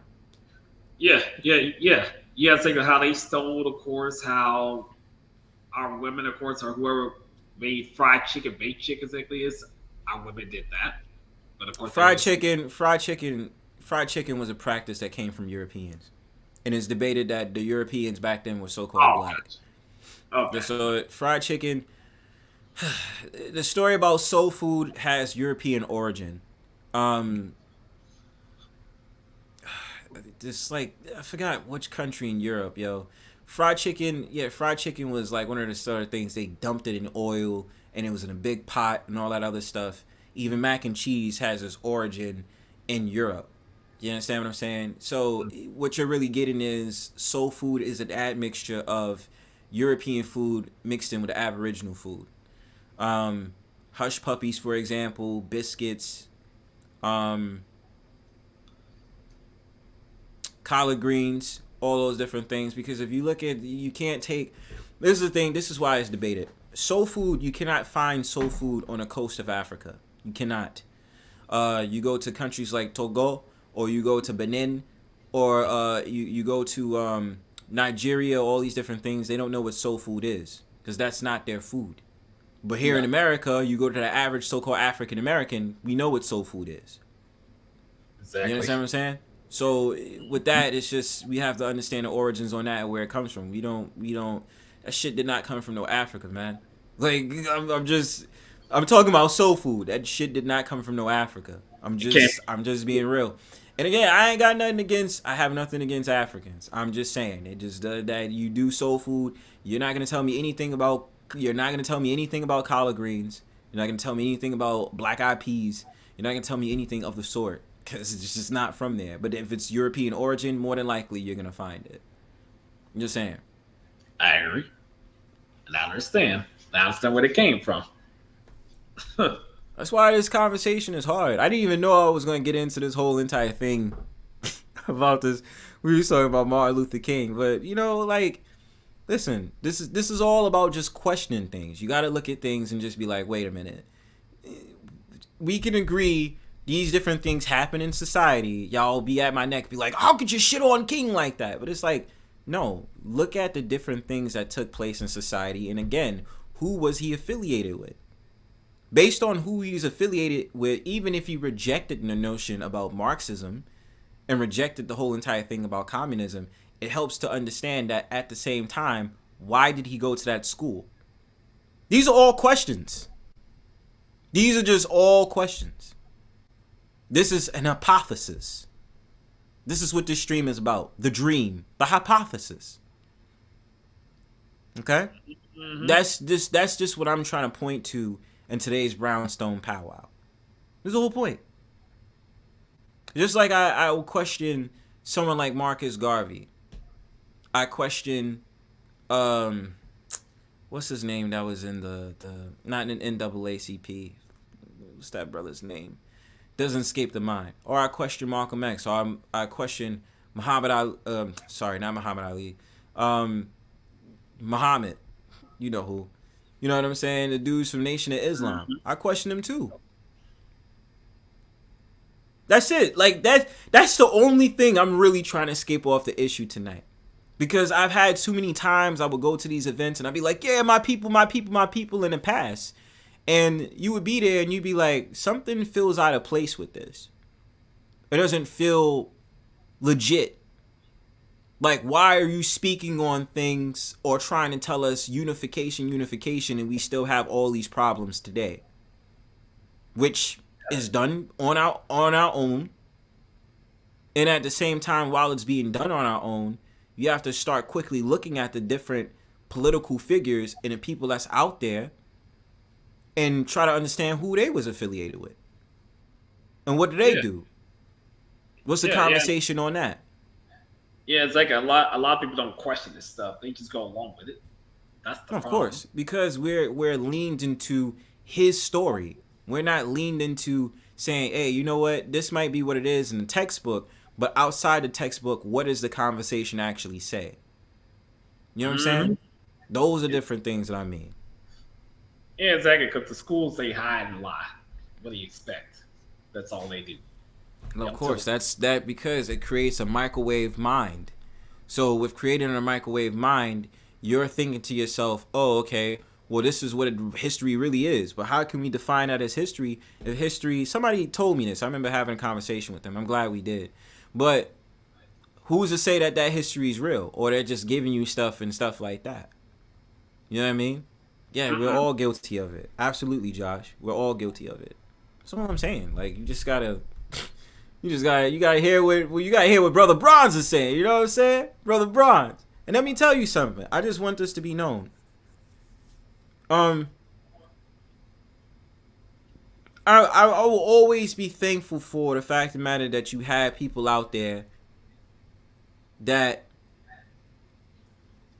regardless of what race, they know deep down in their heart that they was fighting for the people. I'm not going to say just race-wise, the people at the end of the day. You know what I'm saying?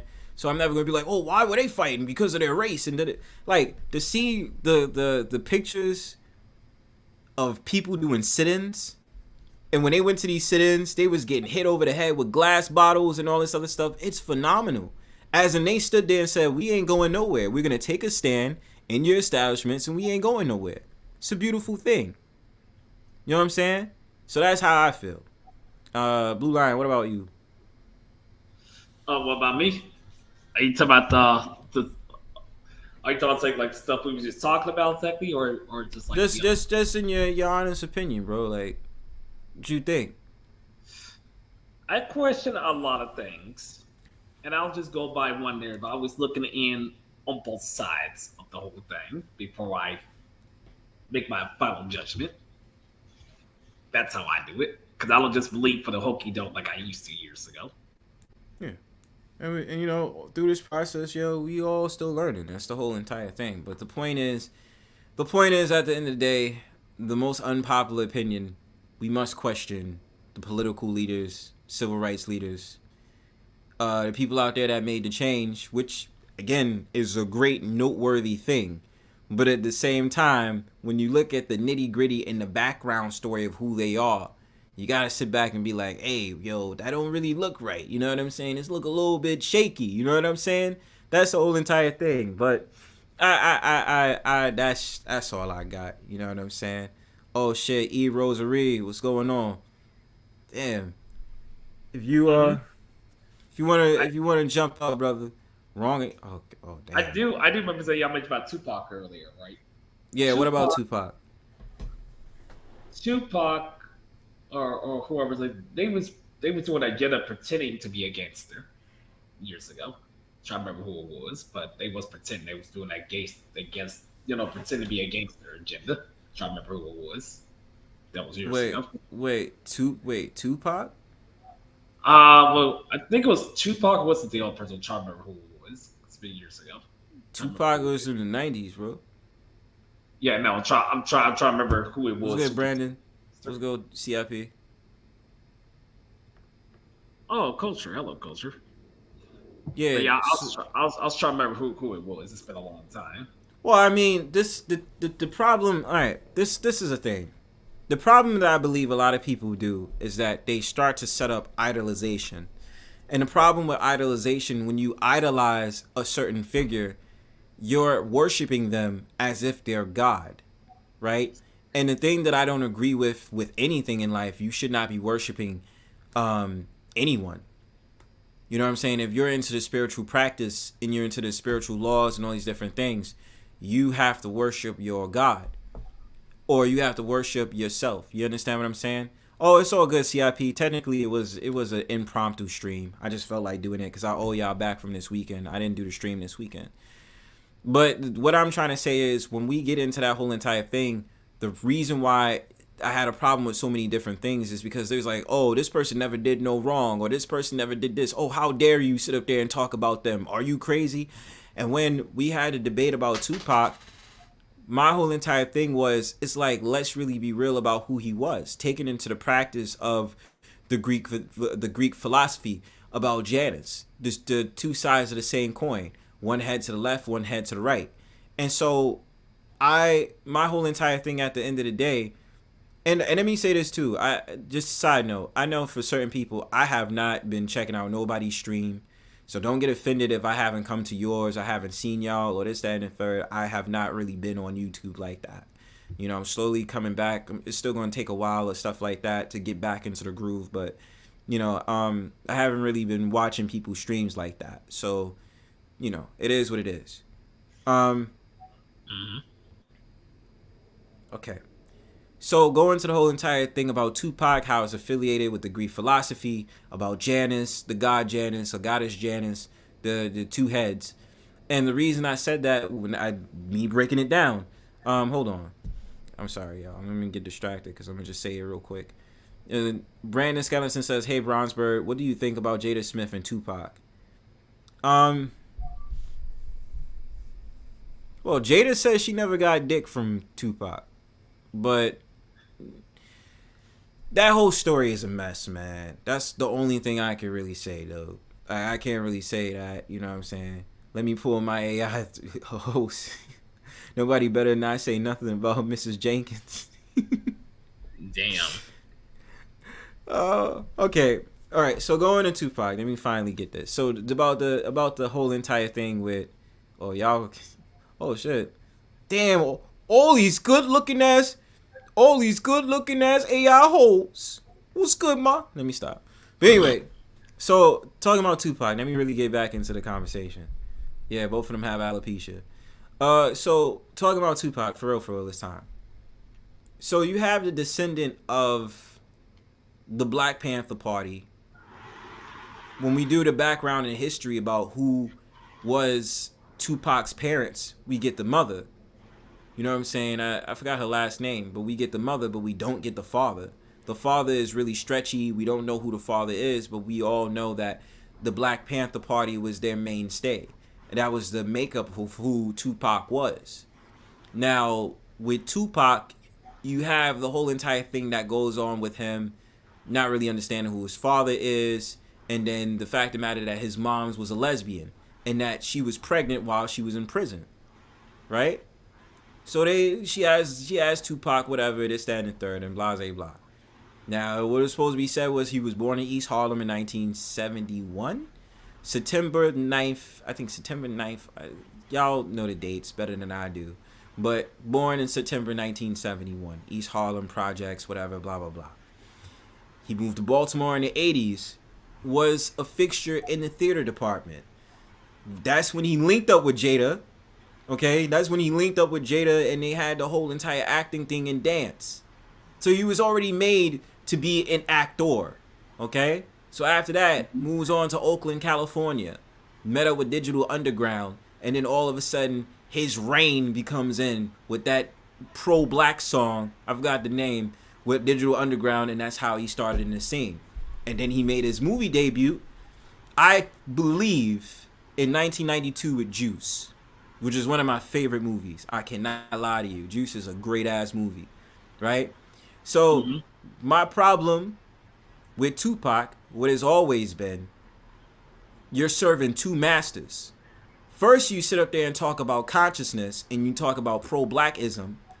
But even with pro-blackism, you then switch it around and make it all about gangsters and talk about Illuminati, right? So when you talk about Illuminati and you talk about all that gangster shit, how can I really take you seriously as a pro-black person? Because then you're trying to use pro-blackness as a way to go against establishment, but at the same time, you say that it's fine for you to hurt fellow man. Especially when you and Biggie, which was all a big stage performance in the mid-90s, was the West Coast versus the East Coast over a disagreement and bullshit. Because how many people in this chat can really tell me what was the real reason with the West Coast and East Coast beef? Over a mistaken shooting that happened at Quad Studios in 1994? What is the truth on why the West Coast and East Coast beef started? Who was the head ringleaders? Suge Knight, Dr. Dre, P. Diddy? Yep. Bad Boys Records versus Death Row?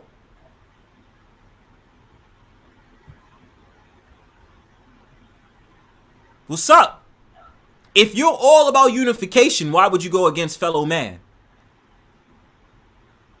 Especially if you understood the disintegration that happened with the Black Panther Party back in the 1970s going into the 1980s when they officially disbanded.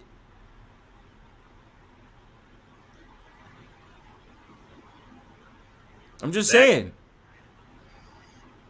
I can't even see my chat right now. My joint is acting up. But that's what I mean. Like, you cannot serve two masters. That's the problem that I'm having with this whole entire thing with Tupac. I was just like, bro, this shit doesn't make any sense. And then you're going out here being that much of a rebel, you shoot a cop, and then you get accused of rape by a woman. But then you made a song talking about Brenda's gonna have a baby, and then what's the other song he came out with? A song talking about worshiping women. But then you sit up there and say, hold this and bitch that. It's inconclusive, what I'm saying. What's your thoughts? What's your thoughts? Push your narrative agenda, it was staged, and they was also had issues with both games, because each of them with the celebrities was part of the game years ago. In the 90s. You said what? Well, P. Diddy Peace out you. Was part of that game. Tupac was part of that game. You know, those games. It's not really a gang though. Like the thing about it was about corporate. And the thing about it was to cause national sales against two rising artists of the 90s. Because P. Diddy's records, I would assume Suge Knight's is the same thing when you went corporate, but let's really think about it in depth. P. Diddy wasn't involved in no gang. He was a party promoter. Oh, yeah. He started up his whole entire thing with his record label in the late 80s, early 90s, Uptown Records, and then sat there and went along and tried to find this act who was going to make him that cash, which was the Notorious B.I.G. And that's what it was, man. And his first song, his blowout single, Juicy, that wasn't really a song, but 1994. But his first album was called Ready to Die. And the brother only had, what, a 3-year run? 1994 to 1997? Mm-hmm. It was all a dream. I used to read Word Up magazine. A lot of people need to question. Yes, and Fortune versus yes. I already know about P. Diddy. I already know the shady stuff he's done over the years. Too much information. I ain't gonna go. But that's all I'm saying is, if we're gonna talk about the topic with Tupac, man, I just feel like at the end of the day, it's just like with everything. So many people hold these people in high regards, where I'm just like, I don't hold really a lot of people in high regards. I don't. Because I just think that their fouls, there's always nasty fouls on them. There's always something with them that makes me think like something is up with them. Something doesn't look right. It doesn't sound right. It just does not compute with me. So with someone like Tupac, when you're in these films, because they would be like, oh man, oh, it's just a movie. Why are you taking it so serious? But then it correlates to how you are as an artist as well. Now I'm not and I would never tell you Tupac was definitely a talented actor. Was. Admit it. He was talented. But even without being an actor, he still was an actor, if you catch my drift. Okay? That's all I'm saying. Oh, DeBard, you stupid. I'll fight somebody over Prince. and you know something? It's like you go from Digital Underground, and you know they have you on that you know how they lift like the Kings or hold somebody in high regards like carrying Tupac.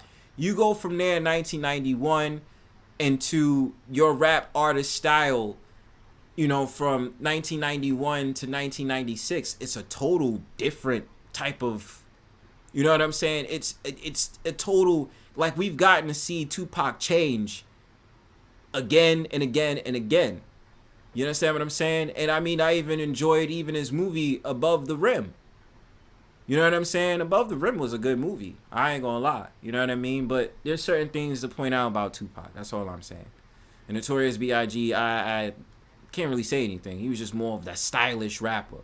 Made it cool to be ugly. Because he said, yo, I'm ugly. I don't care. Still bag your bitch, though. Bag Lil Kim, by the way. But yeah, all I'm saying is at the end of the day, if anybody understands where I'm coming from, all I'm telling people to do is think. I'm not even telling you what to do. All I'm saying is just look at things. I would suggest. Yeah, because he wasn't. Oh, let me see what he says. My fault, I'm getting distracted. But all I'm saying is we just have to think about things in depth. You know what I'm saying? I would say so. Don't just take everything at face value. And that's what I mean. He went from being pro-black to pro-gangster, and then he went on to that last movie he did in '96 to being a damn cop. Which, I mean, I can understand. They'd be like, yo, it's just acting. Like, why are you making a big deal, Bronzebird? Like, it's not a big deal. But it's like, I hope y'all hear what I'm saying, because I'm running out of things to say. You know what I'm saying? Just look at things. Like, so what I'm saying? Question everything. Question civil rights leaders. Question today's influencers. Not only on pro-blackness, but consciousness. That's all I'm saying. So when I came through tonight, even if I was ill-prepared, and which I think Josh probably was like, yo, Bronzebird, what have you been smoking tonight? And whoever views the playback, they're going to be like, yo, Bronzebird, what did you say? I'm saying, when it came to someone like Martin Luther King, we have to just look at who was he affiliated with, why was he affiliated with certain things, why did he choose to go to certain places, right? Like, who are these people that he was rolling with back then as he started coming up being a socialist or being someone who was an activist for integration and for so-called black people to get fair treatment? I definitely did see someone. I think one of the brothers did a stream where they were talking about we coming for that check, in which they're alluding to the whole thing about reparations. I'm going to give my final thoughts on reparations, and I've talked about this for a long time. A lot of the time, you would have so-called black people that's involved in Congress, in which a lot of people are arguing the fact, even if you look at Tone Talks from 2014, when he teamed up with the lady, I forgot her name, where they was talking about we are owed reparations in America. And what I would say to that is you have to do your lineage. The reason I don't argue against, this is my things. I'm neutral on reparations. Let's just say that. Do I believe reparations will happen? Probably not, especially the fact of the matter that you're in $1 trillion deficit in America. I think it's at 34 trillion or 43 trillion, I forgot. And plus, with America being pounded, getting her cheeks clapped by China right now, yeah, it's not looking too good. You know what I'm saying, when it comes to finances, you feel me? So my thing about it is about, you know, when I seen this brother holding his church talking about we coming for that check, and it's like the quote was made by Martin Luther King. Again, my thoughts about reparations is that what I want reparations to happen, yes, ideally, but do I see it happening? I don't know. Congress, you have Congress out there that are so-called black people, but come to find out, when you look at their lineage, they are Caribbean. I think it was a Congress member from Virginia that turned out to be a Jamaican woman. And again, I have nothing against Jamaicans or any of the sort. Obviously, my attractions to them has been proven last year. But my thing about it is like this. You have to do the lineage. If you really want that reparations, what if your family was involved and has family lineage from Aboriginals? Or what if your family actually were not slaves? They actually owned slaves, or they were freedmen from the start. Those are different things that you have to think about in terms of reparations. Landmass, what you're owed, and all these different things. That's all I'm saying. Now it's going to be 40 Bitcoins in a scooter and no acres, no you. You know what I'm saying? Like, that's all. Yeah, that's all. I'm not giving up false dreams. Like, people shouldn't go for it. I'm not sitting up there saying that, yo, you shouldn't get reparations. It's just the probability of, like, is it going to actually happen? Because they're not going to just pay you for being black. You know what I'm saying? And especially if you are someone that might affiliate with different beliefs or different, like you saying your nationality, this, that, and the third, they be like, why should I give it to you? I already gave it to your people. Or you're not even from here, so I shouldn't give it to you. You know what I'm saying? And no offense, if you are probably like second or third generation African, they definitely ain't going to give it to you because you're not from here. You know what I'm saying? Like, that's all I'm saying. The reparations talks is so hard because so many people are getting their fifis about that topic, and when I bring it up, they be like, oh, you just don't believe in black people, you're being a C. It's like, it's not about me being a C, it's just about telling you, like, yo, the probability of having reparations is hard, because the thing about it is you have to think about America's finances. If the country is dead broke, how do you expect them to come out of pocket and pay your black ass something? I'm just keeping it real. And then besides that, how do you expect them to put stuff on the table if you don't know who you are and who your family is?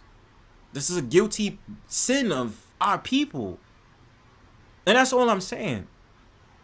So, I don't know. I basically said all I could say. The Amistad dude gonna get some?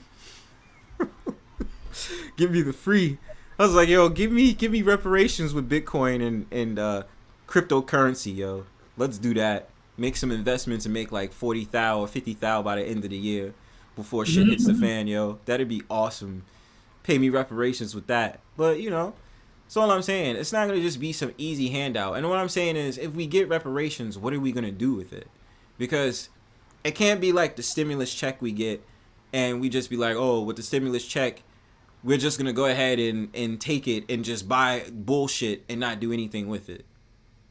But, yo, I hate how, I love when y'all just come at the end of my whole entire spiel, because I be wanting to go on for hours. I'd be like, where the hell y'all at? And y'all don't be in my show long. Anyway, let me see what Chris Dufer said. Peace to you, Chief.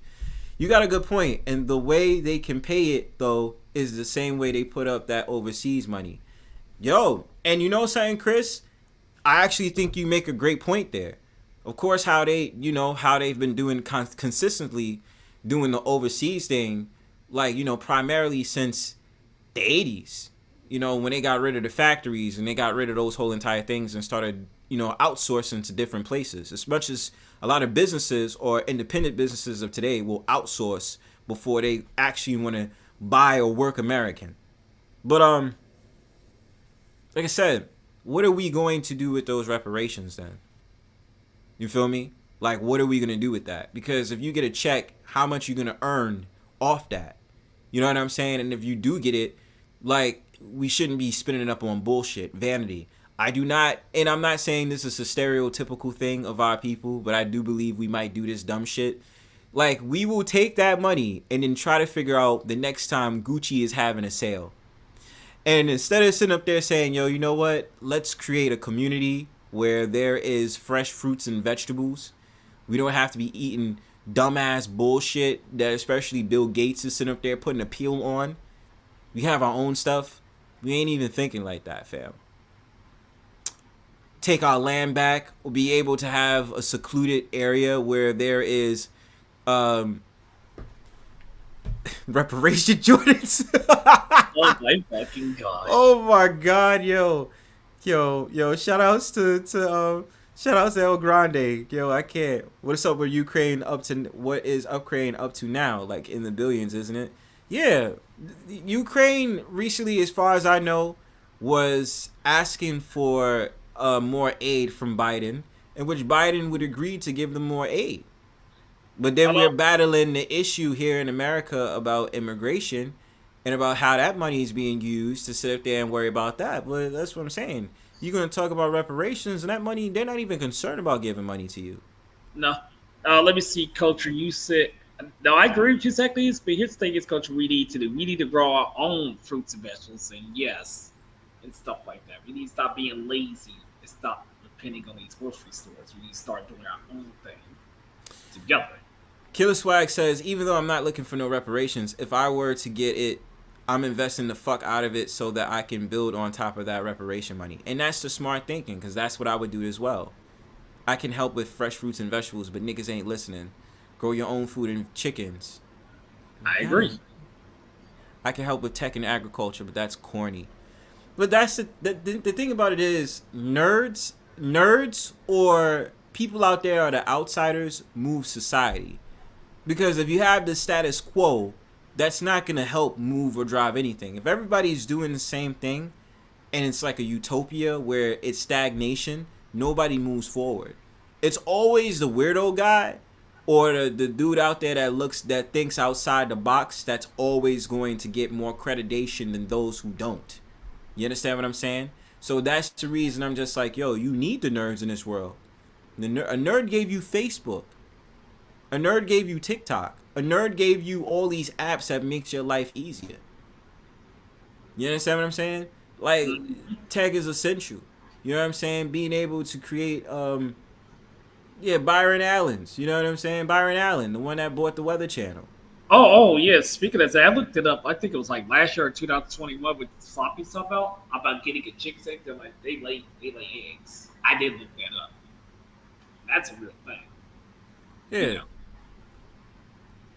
So that's why I'm saying it's essential. It's essential for that if you're gonna talk about what to do with reparations. If you're really about this, we need to come together type shit. You know what I'm saying?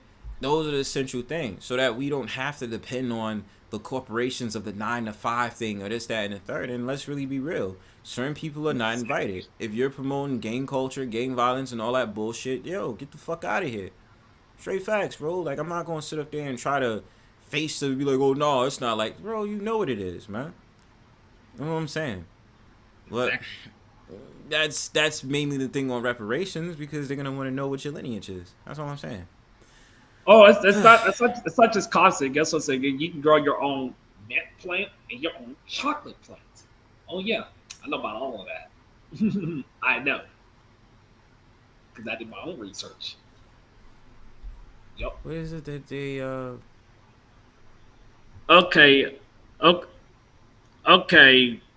Somebody mentioned about growing your own coffee, so that means exactly it's like there's a coffee plant, if I'm not mistaken. I'll probably have to look that up. Add that to my list. Coffee plant. Yo, you know, sloppy seconds, no lie, cause I might pack up soon. Main thing is to get away from big cities, enjoy the small city club. They know fools growing their weed now, cause that's what they want to do. They want to get high.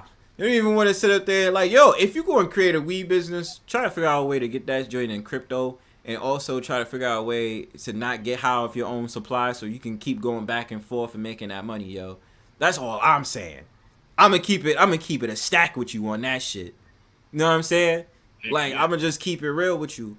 But the thing about it is, yo, I just keep thinking about the energy that can come in, creating like this like whole entire virtual way of like having Wi-Fi on your own and not being tracked and living off grid and all that other stuff. It'd be awesome, bro. Like, shit hit the fans and this, that, and third. Like, I'd probably be involved in that shit. But I don't know. I'm not gonna subject myself to negative. I'm just gonna think positively outwardly. You know what I mean? But yeah, energy and all that other stuff, bro. But that's what I mean. It's big cities was the harmful thing that we did because we were just looking for the opportunity to move into a place where, yo, we could actually be able to work well for ourselves, get some real estate, and this, that, and third, get a house and, you know, move in with the Joneses, even though the Joneses didn't want us. You know what I'm saying? So that's all I know, man. I'm blanked out. I felt like I said everything I need to say. Blue Lion, what you got? No, sorry, I'm back. I'm back. Sorry. What I gotta say is, we need to start living off the grid soon and grow our own food and all that stuff. It quit being lazy. Shit, it's not depending on these big ass, fake ass corporations and shit. Excuse my language, but for real, I'm dead serious. I wouldn't say, my thing about it is, even if you are dependent on the corporations, always have a game plan, just like I do. And just know that where you're working towards is the goal, and being able to have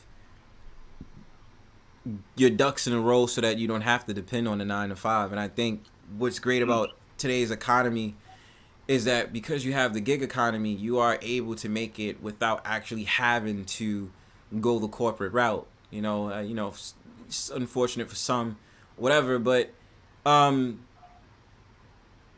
Like, you know, but the only thing is, you see how Biden is trying to regulate the whole entire gig economy and being your own contractor and all that other stuff, because they're going to try to figure out a way of making you get back into the workforce and how they can tax off of it. That's just my opinion. You know what I'm saying? Like, I don't know the full research on that. I'm just going off of, like, what is it that I've been seeing recently and what I might do videos on. So that's my whole entire reach on that. But I think the gig economy has made a lot of people better. I mean, obviously we know that you have a bunch of women. Usually that's like, yo, you know, I have OnlyFans and I made $1 million and bought da-da-da at a house. That's quick money. You know, people is making money off of TikTok, Instagram, and all this other stuff. I get it. You know what I'm saying? Apps are very dependent on how you go and stuff like that, which I'm not saying is a bad thing, because however you can get it is however you can get it. I would never shit on that. But it's just about what you do with that is the main thing that I would try to say is like, okay, what's the ultimate game plan? Now, I think it was respectable.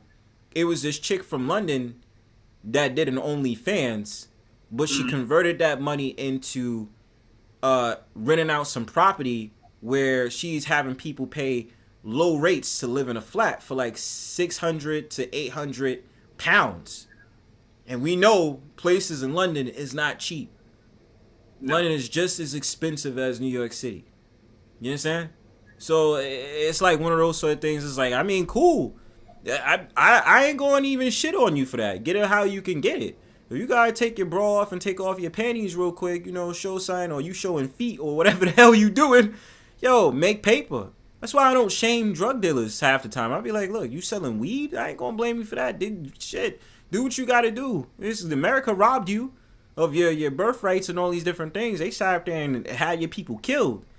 Well, if you want to get back at Mr. Uncle Sam, hey, shit, man, do what you gotta do. Oh yeah. I want to throw something else in really quick. I know the dollar bill's about to be off the lease soon, but we should start collecting those gold and silver bars like they used to have back in those days. Oh, you're talking about like the reserve and stuff like that. That's I don't want to talk. I'm not gonna talk too big into that because I don't really know yet. I did a little research on it, so I'm not gonna talk about something I don't really know.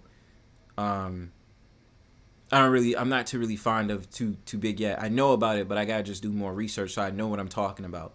Christopher says, yeah, a lot of our people heads gonna be in the wrong directions and they're gonna blow it all away on BS. But who are we to dictate how they use their money? Let them be their own worst enemy. Absolutely. I mean, let's take for example, what do we do with the PPP loans? What do we do with the stimulus checks? Even though I think the stimulus checks was like a big ass ploy. Now they say that you want to keep this under wraps, but supposedly another pandemic is supposed to be coming up. Don't know, but they're saying it. Mm-hmm. I know about it. I ain't gonna say nothing. Yeah, so my thing about it is like, yeah, spinning up on bullshit and vanity. I mean, look, listen, y'all. I'm telling you this. I'm going on a tangent. Do you know how sad it is, right? I'll hop on the A train to go somewhere, right? And I remember this one time, it was this black dude that said to this woman, he sat up there and said, yo, you getting mad at me over a seat? I make money. I pay for everything. I would pay for everything you got on. And I'm like, hold on, bro. Just shut up for a second. So you went out of your way to insult some random woman on this A train right now, talking about you make more money than this, that, and the third, and you're taking public transportation. Excuse me? Like, what is with people, especially our people, which is something I talked about in my video today with Cat Williams. What is with us always trying to make fun of someone because of their financial situation and making fun of people because of what clothes they wear and all this shit? Like, what is with that? Because that makes no sense to me. Because even rich people rock the most basic shit. But even off of that, like, why do we care about vanity so much if your money's not straight? Because I'm not saying there's anything wrong with taking a train, but at the same time, you got money like that, but you taking public transportation, make it make sense. Just saying. I'm going on a tangent.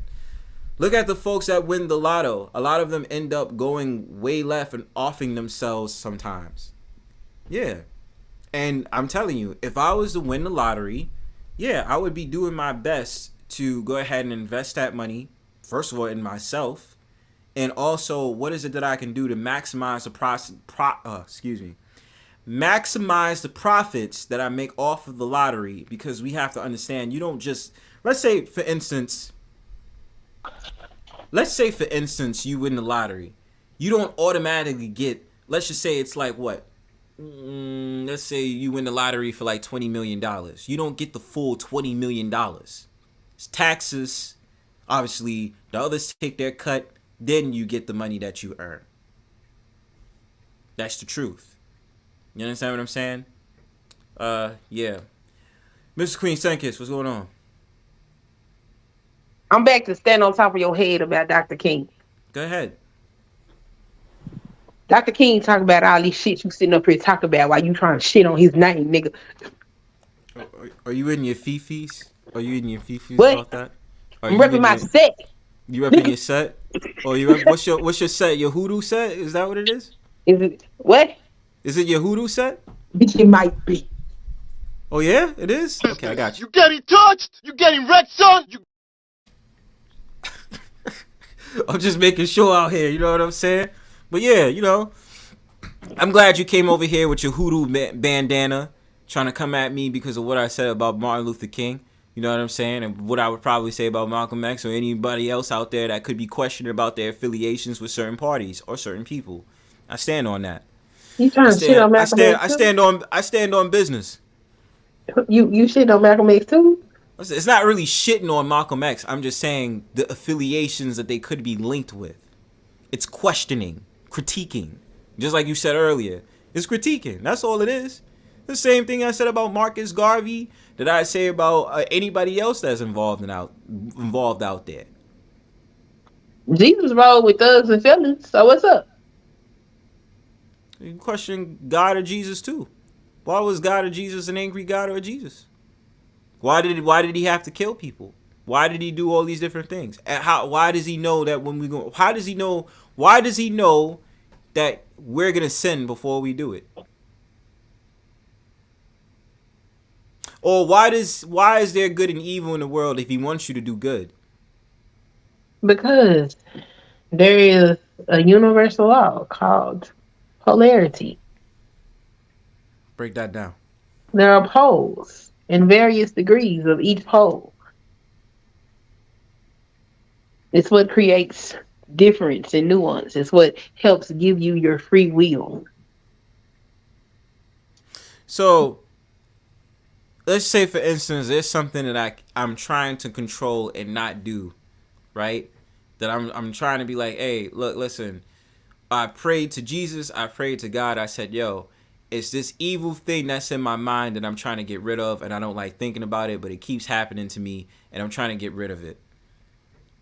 Why does God not answer those urges or try to tell me, yo, Bronzebird, don't do that, and really try to guide me in a way where I don't do it? Do you do it? No. So I think. Oh, matter of fact, let me say this. I'll admit, I could, and I would admit I'm guilty of probably sinning or doing something that would be against God's interest. I'm guilty of it. I would put that on the table. We human. Yes. Yeah. We are guilty. Yeah. It's okay. So what I'm saying is, if that's what it is with God, and He wants you to do well, why does He automatically know you're gonna do bad before you do it? Why doesn't He stop you? Why doesn't He say, yo, I envision you doing something bad, so don't do it? He doesn't tell you not to do it. You have a conscience, don't you? Huh? You have a conscience, don't you? Yeah, definitely have a conscience. Yeah. What if I have urges? That's not necessarily evil, but it is deemed taboo by God, right? If it's deemed taboo by God, and it's these urges, and I'm sitting up there going to God, I'm going to Jesus and say, yo, can you make this stop? Because I'm not trying to give in to my urges. And every single time I try to pray about it and try to do something about it, it's like, yo, God is not listening to my prayer. Then what? Are you sure? It's not about being short. I'm asking a question. Are you sure God's not listening to your prayer, or are you just not accepting of the answer? Could it look? He could. That's the thing. Couldn't be listening, because if he was listening, then why when I sit up there and I say, yo, I have all these urges, I need help, he doesn't say anything? What do you mean he didn't say anything? Are you sure he didn't say anything, or did you just not? Why do I have all these urges? Well, I'm not saying that I have urges right now, but I'm saying, why do I have these urges? Who put that on me? Because you're a human. You're a human, and humans have urges. It's okay. It's not a bad thing. The thing is, can you control yourself? Do you want to control yourself? You have a desire to control yourself. Mm-hmm. And if you do, then you will hear, see, feel, know a way to lessen the temptation of those urges. But it's a choice. So you have the choice. You have the choice to fight for the non-taboo thing, or you can succumb to that taboo thing. It's your choice. Would you what you're saying is you want God to take your choices away from you. That's what you said. No, I'm not saying that. Yeah, that's what you're saying. Because you have the choice to engage or not engage. That is okay. the deal. And if I'm sitting up there saying, okay, you do understand urges, how they work, right? So what I'm saying is, if you know how the urges work, urges is hard as a motherfucker, right? Just like with you like trolling. What if God is sitting up there saying, yo, it's taboo for you to be trolling? Then I would have to resist the urge to troll if I felt like God was telling me that. But what if those urges is hard? Oh, then that means Josh. I got work ahead of me. That means I have work ahead of me. Okay. Even with having all that work ahead of you, all I'm saying is, urges is hard. So if you give in to those urges, that's a lot of work. That's a lot of work. Thank you. If you give in to those urges, then you dust yourself off and try again. Dust yourself off and try again. Yep. Dust yourself off and try again. Try again. It's been a long time. I should have left you without a whole prayer to pray to. Not a whole prayer to pray to. It's been a long time. I should have left you without a whole Bible to read to. I listened to yo. Who you was talking about? Cat Williams. You talk too damn much. So talking ass. Artie the Ghost was good. Shut up. That's what I was thinking while I was listening. I should have made a short. Yeah, go ahead, make a short. I should have. I'm gonna have to go back and listen to it again, because I was cussing you out. Shut up. Peace to Odie. Shout out to thank you, Josh, for the cash app. I seen, what's crazy? I seen it get shared. I was minding my business today, and I was just like, you know what? I've been struggling to try to come up with concepts for videos, and I said, I already know Sunkissed is gonna say something. As soon as I drop this video, I know she's gonna say something.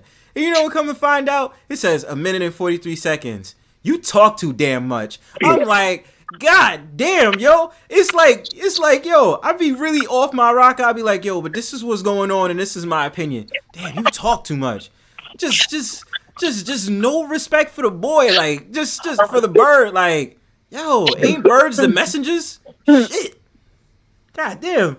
I made more comments. I made more comments, but that's the one that caught my eyes. Like, I got offended on my beak. You had me scratching my bird feathers when I saw that. I was like, the fuck? Just like, yo, like, I was in my feet. I was like, oh my God. It's like, it wasn't even, you know what was funny too? It was in the beginning of the goddamn video. It wasn't even, if you would have said so, then, mind you, let me tell y'all this. The video is 21 minutes and 45 seconds long. She comments 1 minute and 43 seconds. God damn, yo, like, just no respect for the bird at all, son. Like, I'm just like, shit. I was like, yo, Sunkissed don't waste no time, yo. God damn. I listened to the video, though. No talking ass. God damn. That's the whole point. Nigga. It's commentary. How you gonna tell me to be quiet and it's supposed to be a commentary? Bro, I'm just telling you what I was going through. I should have made shorts. I should have did that. That's why it's not wrong to call you a troll, because you be on that bullshit, yo. You know what? Shout out to Sugar, bro. See you know what? It's a new feature. I'm supposed to use it. What, Maybe I use it on. It's a new feature in the shorts. I'll probably use it on your video.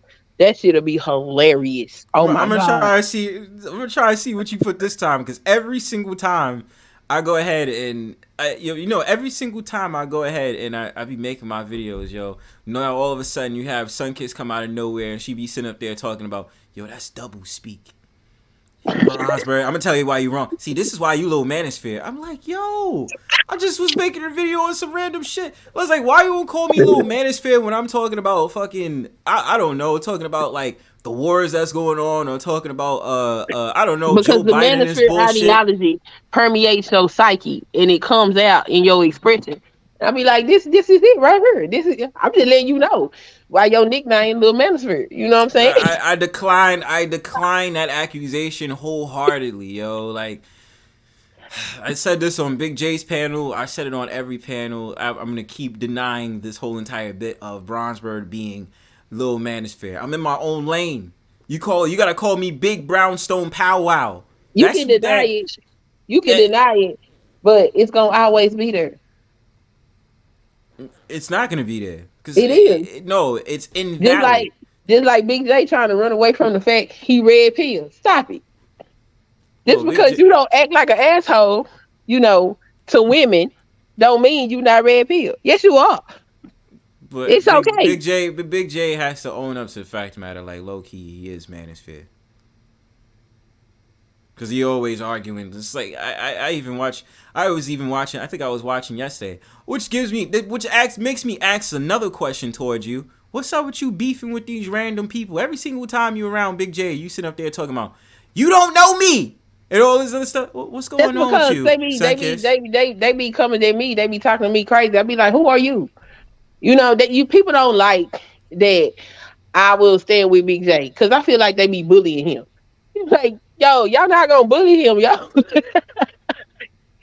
That's not what we doing. Is it really bullying? Or hold on. Is it really bullying, or he be on some? Admit it, he be on some bullshit sometimes too, though. Yeah. I'm not denying that Big J be doing the fool sometimes. I'm not gonna deny that. Big J will cuss your ass out.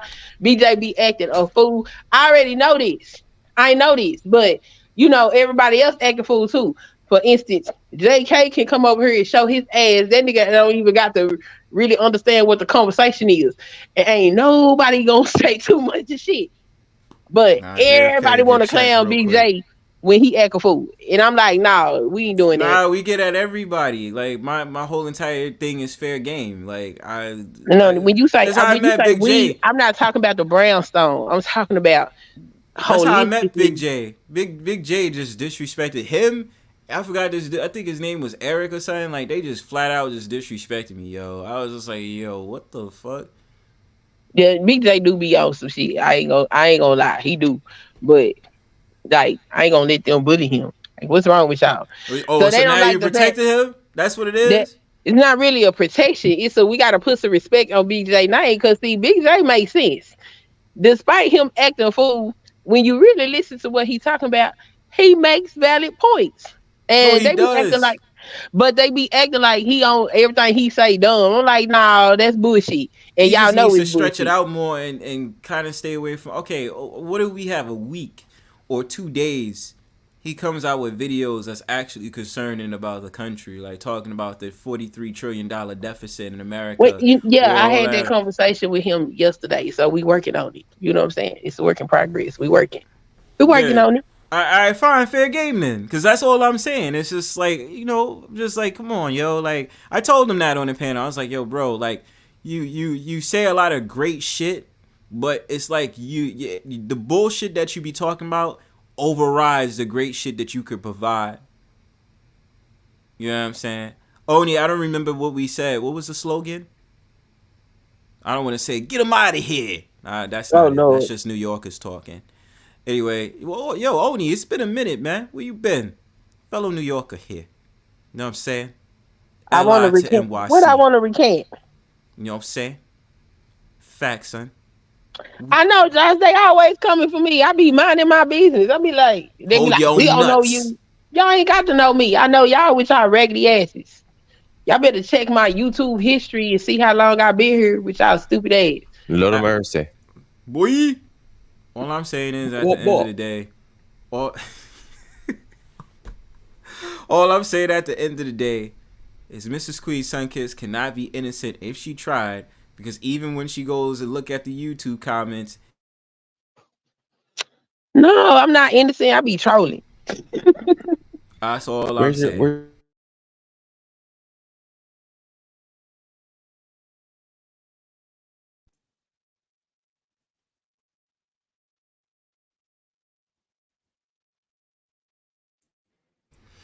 I can't do it alone if we're doing a YouTube comments fight. And let me tell y'all something. I think y'all viewed the last Brownstone powwow. Yeah. I won that shit fair and square. Yeah. I had a good time roasting the crap out of Mrs. Queen Sunkissed because it was great. I got trolled by her family and still won. Even her husband disrespected the god, son. Just like came at my neck. He was just sitting up there and saying, "Fuck you, nigga." And I'm like, yo, hold on, this son, hold on. I have mad respect for Mr. Sunkissed. Mr. Sunbeam stepped up in the arena, bro. Yo, that was straight infrared beams from light in my eyes, yo. Like I just was like, that's why see, look at my avatar. Look at my avatar, yo. Why you think my eye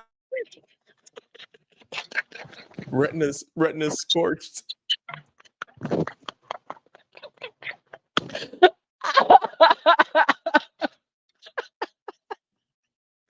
Mr. Sunbeam roasted your eyes, bro. I'm sorry, twin.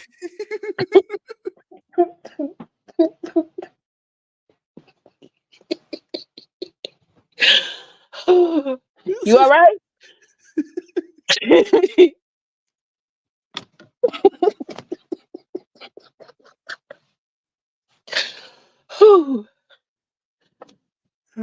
Twin, you on mute? What happened? Everything went down. Did we shoot the bird? We probably got the bird.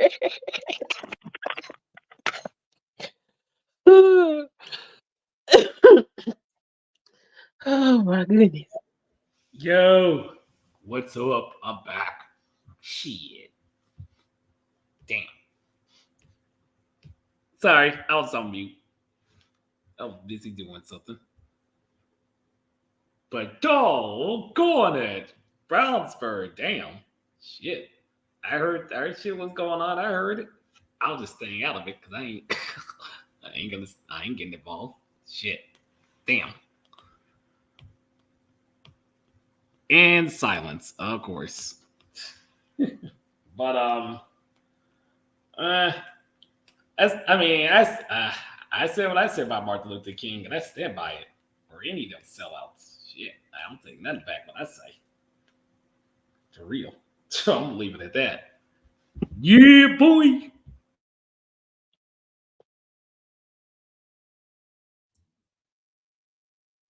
How enlightening. That was great. Happy Jonathan Majors Luther King Day, everybody. Jonathan Majors Luther what?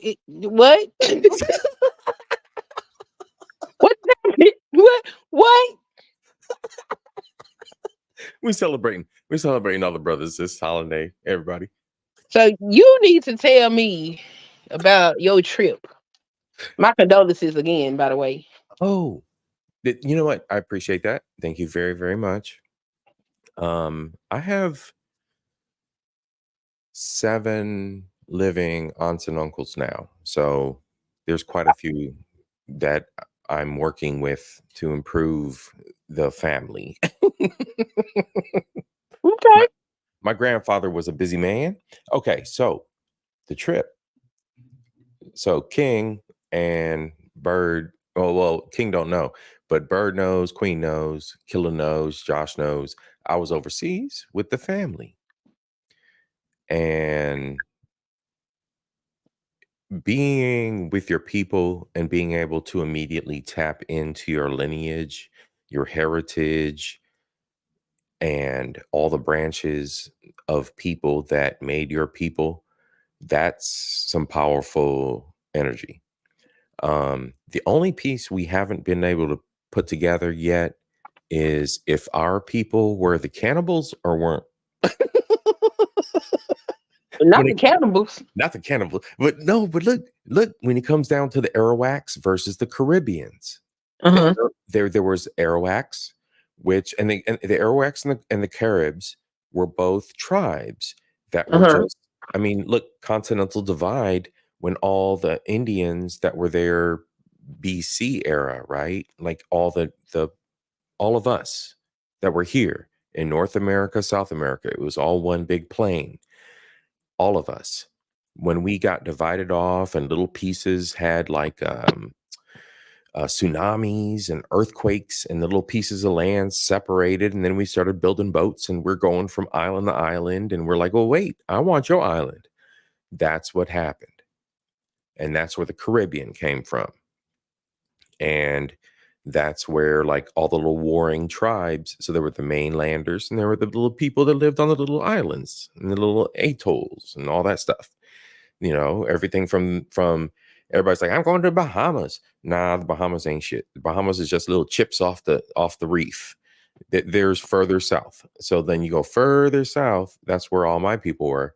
And you have those Arawaks and then you have the Caribs that came over.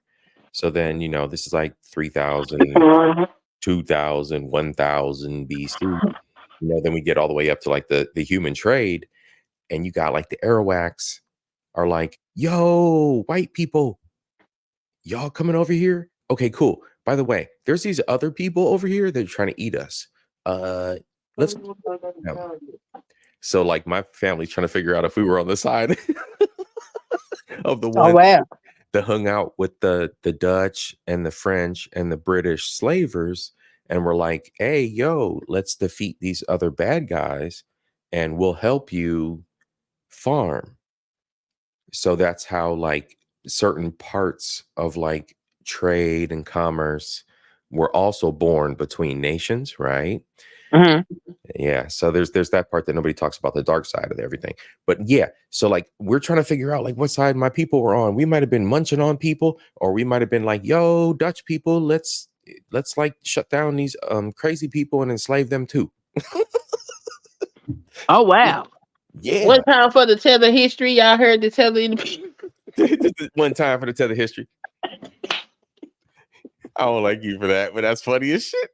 Bro, did you see what was going on in Big J chat earlier? Yo, that's funny. Yo, that shit was crazy. That's killing me. That's killing me. One time for the tether history.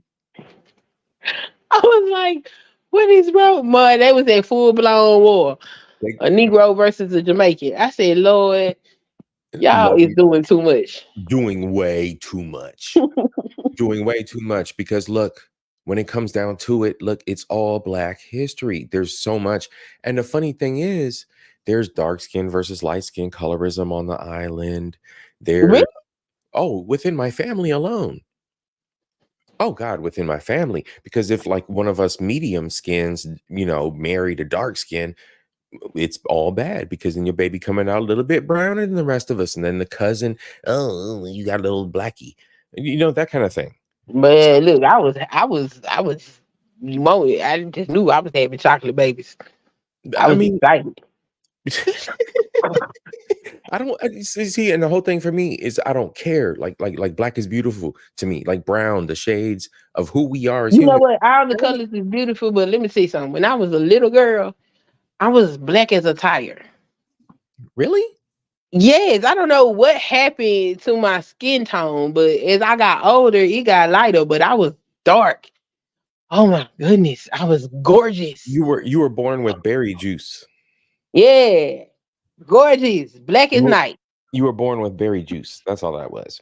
Yay! And it stretched out, and then it became the expression that you are. Yeah, right.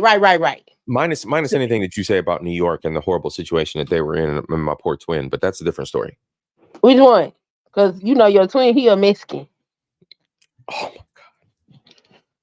Yeah, he gonna be a Mexican because that's what the sisterhood said. So since I'm the sisterhood, hey, he a Mexican. Oh the sisterhood and Happy Life swore to God that he was Latino, and I'm trying to tell Happy Life, bro, stop. We in this Discord offline, and we on back. You know what I'm saying, on in another sphere. The crazy part is I know the truth, and man, I just let everybody believe it. You're not going to disrespect he a him like Mexican. that. You won't stop that. And that's how I come in his chat. Every time I come in his chat, it's the first thing I type. You a Mexican. And no, he don't got Papoose trapped in his basement for all the other haters out there. You know, Christopher, you from the islands? South with the color shit. Christopher, the Siberians and cannibal Europeans, the project. So he's talking about the Euro side of things. Yeah, there was cannibals in the Euros. Facts. Oh, they eat people. We know that. Yeah, the Siberians. Yeah, you a Mexican. He ain't no Mexican. He Mexican. Come on, Esas. I reject that notion. That's right. Twin is not Latino. Come on. But yeah, you know what? So it's there's a lot to take in because I learn something new every day. So let me tell you something. All right, I'm gonna tell everybody a family secret. Family secret. So it was me, a bunch of first cousins, and these are first cousins from other branches of the family too, because don't forget, like you might be a Smith, but then, Mr. Johnson married your auntie. So now you're a Smith Johnson. So now you know all the Johnsons, and 180,000 people on this island. So these people know one another. That's just the capital. That's like a suburb. 180,000 people. We can't comprehend that because we're so used to millions in America. We're so used to millions in our city. These are 180,000 within a state, within a square mile area the size of Maine, 280 square miles. So you got 180,000 people. Everybody knows everybody. But the funny thing is, I was at my auntie's house and we were downtown.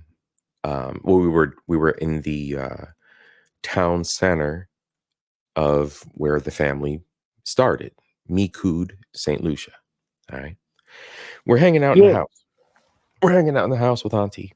We got first cousins all around. We got, extended cousins all around. Auntie's hosting, auntie's husband, and then of course the resident grand uncle, my uncle. He's the oldest. He's in his 80s. Yeah. So he's there as well. But then all of a sudden a gentleman shows up, and this gentleman's probably in his 70s, late 70s, early 80s, and he's crying about my departed uncle. This man is my uncle's brother. Oh, wow. You know where that goes. Oh, wow. Oh, boy. And he brought his sister. Yep. He be stroking. Hey, Grandpa was doing. Right. So this is small village. This is one of the number one fishing villages in the south of the island, and Grandpa was stroking to the east. So we're here in the roots of the family home, the home that Grandpa, Grandma once lived in. My uncle passed away in, and this is the home where this man shows up and says, "Yeah, he's my brother." Wow. Lord of mercy. Lord, hello, Uncle. Nice to meet you.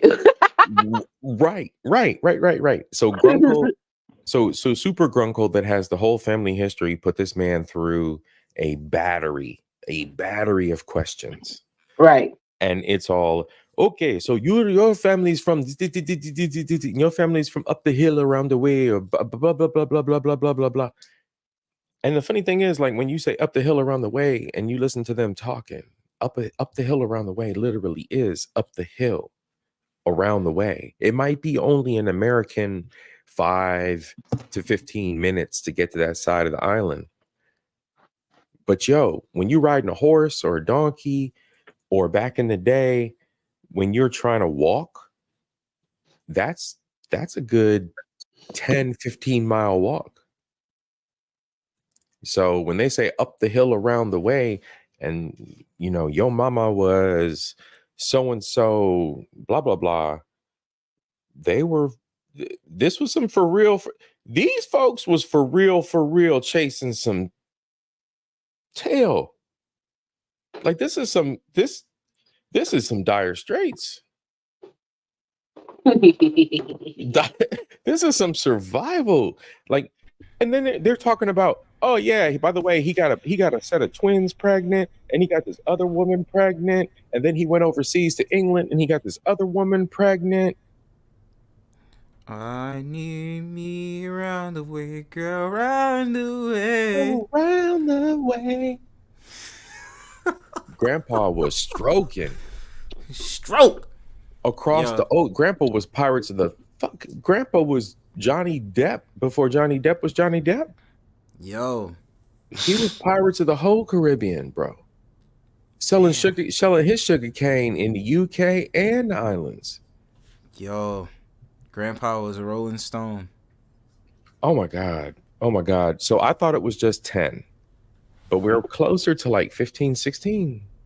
Oh, like that? Yeah. You spread a seed for real. So let me plant this here, let me plant this there, yo. All right. So the trip, I found out that like there's like 3 or 4 places that my family might have land. There's 3 or 4 places where we've just forgotten it, or people have gotten lazy about it, not worried about it. And I mean, it's amazing the way that life works in the islands. Everybody's like, hey, you know, hey, it is what it is. Like, wait, what do you mean it is what it is? Like, hold on, I got a whole birthright. Yo, I might own a fort from like the 1700s. No, I'm joking. But yo, what's going on here, people? And everybody's like, hey, it is what it is. Just take it easy. And the food is great. I'm gonna post some pictures of. Let me tell you what. My aunt works a job. She's 66 years old. She works a job. She leaves 8 o'clock in the morning and goes to work. But I'm up at 7 o'clock in the morning, 7:30, and she's cooking breakfast. She's washed my laundry, and I didn't think twice. I mean, it's called a woman. I'm grown. I'm grown. Like, why'd you come in my room and steal the bag with my dirty laundry in it and do my laundry for me? Like, because they need to be washed, and you are a guest in her home. And I'm like, hold on, like I feel a little bit, you know what I'm saying? And then above and beyond all that, you know, sis, me and you talked about this offline, but twin, check game. Never in my life has a woman said to me, introduce me to the women in your life, because I would like to see if that's a worthy woman for who you are. Boom. Because I know who you are as a man. I know what you're capable of as a man. I know your quality as a man. And I would like to vet any woman that crosses your path before you decide to wed her. Ooh. Never in my life. And one of the first things, and low key, the way that she presented it, I took it as an offense, because I was like, that's a shortcoming. I should already be a perfect nigga. How dare you talk that to me? I always have women in I don't have women in my corner. And Queen made that evident. Sis made that evident. She was like, you don't got no woman in your family that's looking out for you. And I was like, no. Is that how I said it? That's how you see it. But that's how she be saying it, though. That was like a year ago. A year and a half ago. and I was like, oh damn, like like, damn, I really don't. And then for the first time, I'm on this trip, and she's like, "Hey, if you're trying to find a woman on the island, you bring her to me." I'm like, "Whoa, my 66-year-old auntie's really for real in my corner." Like that was like for real, for real. That's what's up, man. And that's what's up. And I'm like, how natural was that? She's just doing her thing, just whipping around the kitchen, blah, blah, blah, killing little geckos that trying to come in the crib because there's mad geckos out there. Like, you know what I'm saying? Like she's just doing auntie stuff. And she's just living her life. Bro, she was breaking down coffee beans. And I'm like, is that coffee? I was like, I can smell it. I was like, is that coffee? And she was like, they're right there behind me. And I look behind me. There's not just a banana tree and a coconut tree and a papaya tree and an avocado tree and a mango tree, but you know, there's a coffee tree. And I'm thinking to myself, I can grow my own coffee. But anyway, Auntie's breaking down coffee, and that's just, you know, that's just part of her 5 minute in the morning before she goes to work thing. Gotta respect the routine, yo. Because honestly, that just seems like healthy living. Bro, sure. The healthy living is ridiculous. It's beautiful. It's ridiculous, bro. It's making me have envy. It's making me have like fucking countryside envy now. Bro, it's pure. In the city. Now, y'all too red pill to have a woman. Y'all can't have no routine. It's pure countryside. You really think I'm too red pill to have a woman? Okay. Hell yeah.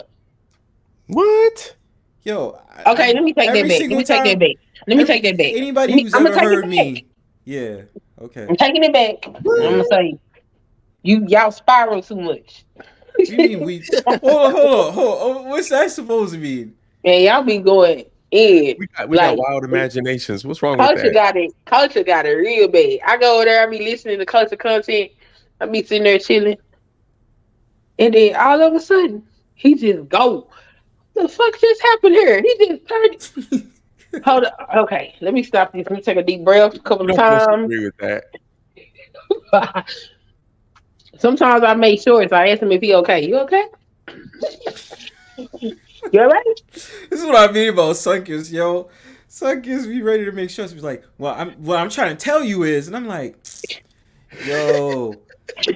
Like it's not even. The thing about it is, you're not supposed to ever get mad about it because you know, just keeping it real. I just be sitting there, I'll be like, yo, I'm gonna laugh at this because I'm not in my fifis about this, but yo, Sunkissed is one of those annoying ass people. Like, what you want? What? She's the worst little sister, bro. She's the worst little sister ever. And Sunkissed is the type. It's like, I was just telling you. You know what I'm saying? Not now. We be like, but don't tell me. I'm just saying later. Just don't understand. Like, you know, I'm just telling you. You know what I'm saying? Just leave me alone right now, sis. I be like, damn Sunkissed, like, damn, yo. And then she be calling you out, bro. She be calling out every little flaw, like every little flaw, like you be waiting for the shorts. It's like, what I say now? It's like, yeah, what you saying, but like, you know, you do double speak, right? It's just like that movie. Right. It's just like that movie when you like the guy was in the hot seat and the fucking when he was getting interrogated by the guy. It's like, you know, you didn't fucked up, right? Like, you're gonna call me out on every little thing, but at the same time, it's like, well, it's free promotion. Free promotion. You accept it because you know I am helping you out, right? Like, I hope somebody, and I'd be hoping like I hope somebody comments like the way she was talking about that because she's right.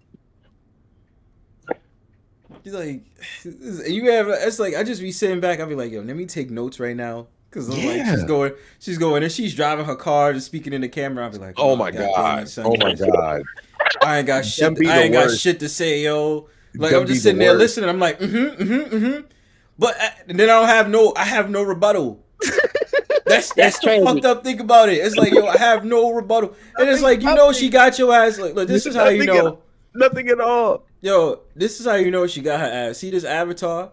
And then she's like out here just like, yo, I'm thinking right now with all these trigonometry problems. You're like, fuck. Bro, she got the whole Pythagorean theorem. It's like, but how did you do that with pi though? Like, listen, I'm telling you, bro. Formula. It's like you know that formula didn't work, right, Bronzebird? I'm like, but it did though. It's like, nah, no, it didn't. Right? Because you too red pill, you don't understand it. Right. Right. Culture, you spiraling. What you talking Mr. about? Sunbeam in the background, like, fuck you, nigga. Who in the sisterhood was supporting what you was talking about, culture? But what the hell you talking about today? You just spiraling. Oh, like, yo, you got this like magical family over there, man. Like, I'm just saying, it's like, and then you know who's starting to get on my nerves with that logic? Josh. That's still my homie though. But Josh be coming out here just with his little logic. I'm like, the fuck, Josh? Like, he's indoctrinated. Like, after I became a member, I realized why I became a member, and I realized that Josh was a member before me, or like, you know, Josh was like a super sub or something. I don't know. Yeah. Josh spoke to me on Josh. It was all part of the indoctrination of the Queen atmosphere. Yeah, Josh know the truth. He's accepted the truth. Josh, and he stands in the light. He's accepted that the black woman is God, and y'all still heathens in the land. We definitely not going back to that bullshit again.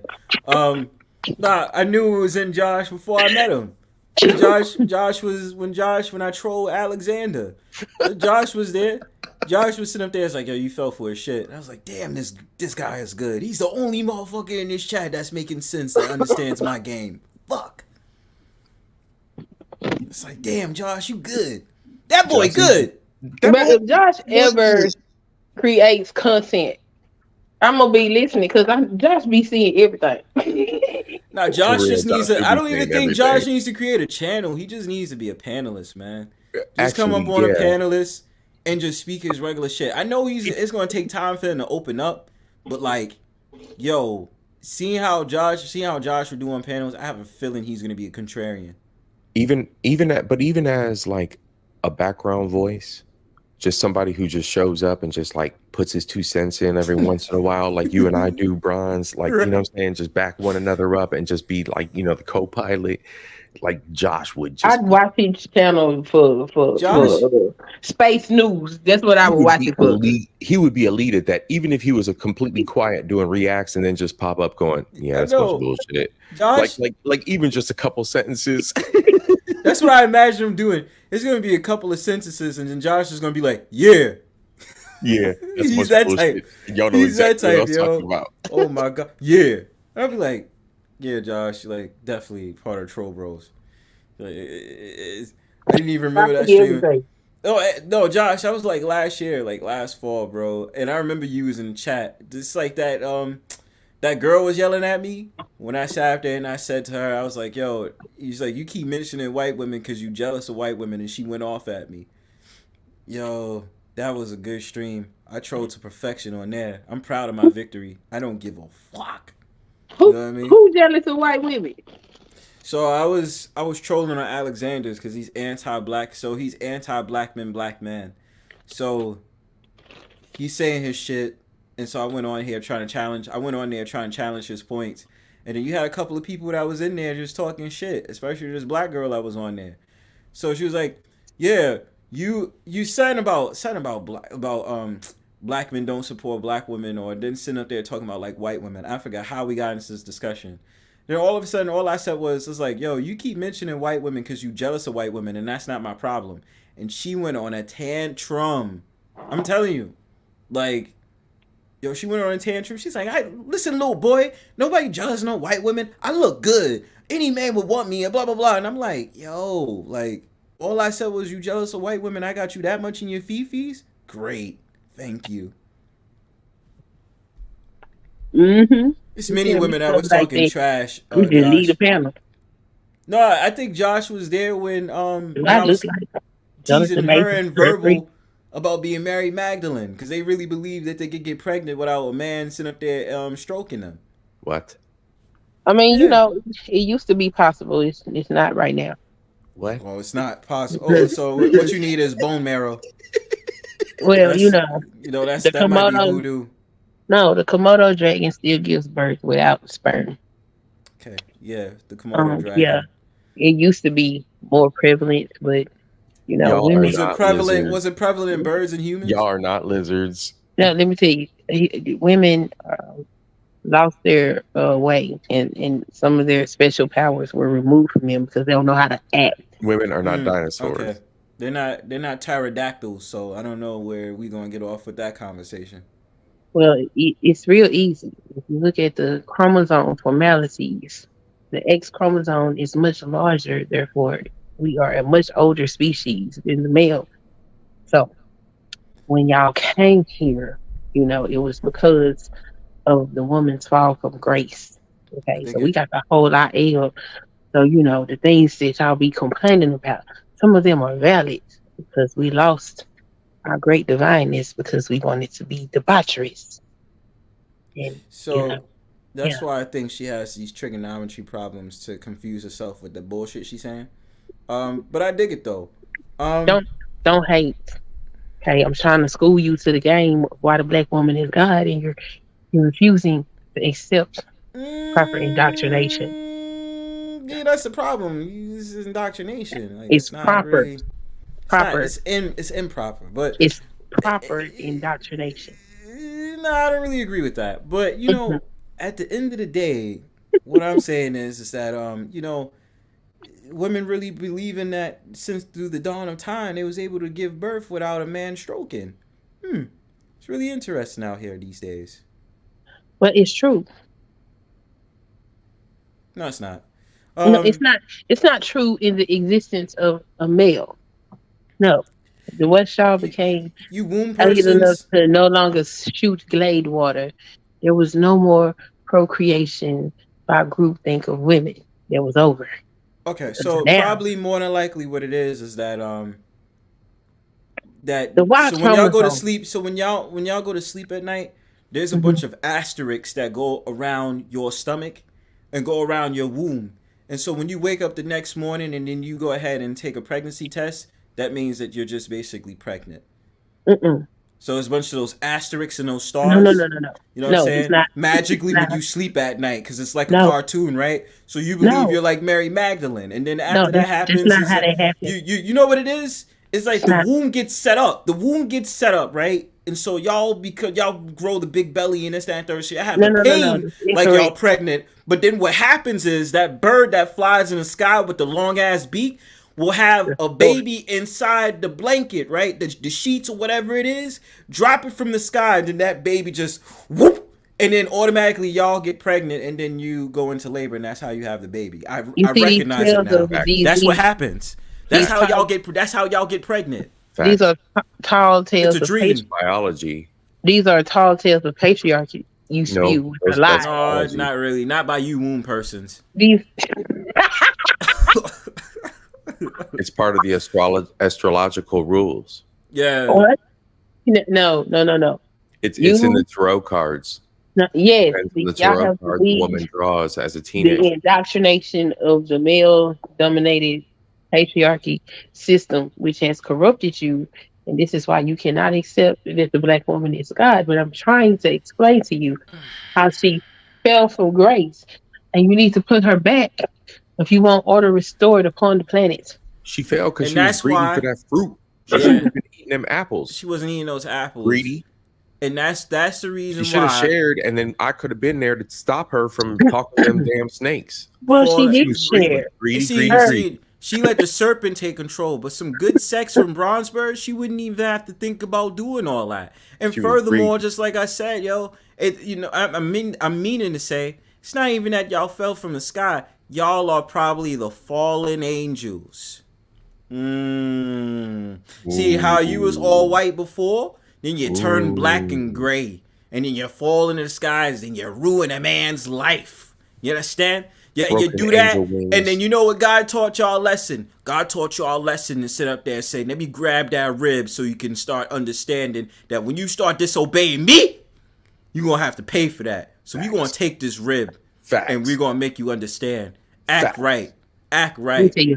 Act right. Okay? You can throw up your fist. You can throw up your fist all you want to. I don't care. Who you talk to? I'm talking to Mrs. Queen Sunkissed. That's what I'm talking to. All the birds. All the birds gathered around and said, Alfred Hitchcock, let's do a remake of The Birds. And Bronzebird, you're going to be the lead bird flying out here to talk some sense into this woman named Mrs. Queen Sunkissed. Is that right? That is correct. So I don't like that. I'm starting to have PTSD and have anxiety from seeing that on my screen. Oh my goodness! I don't like that. What are you doing?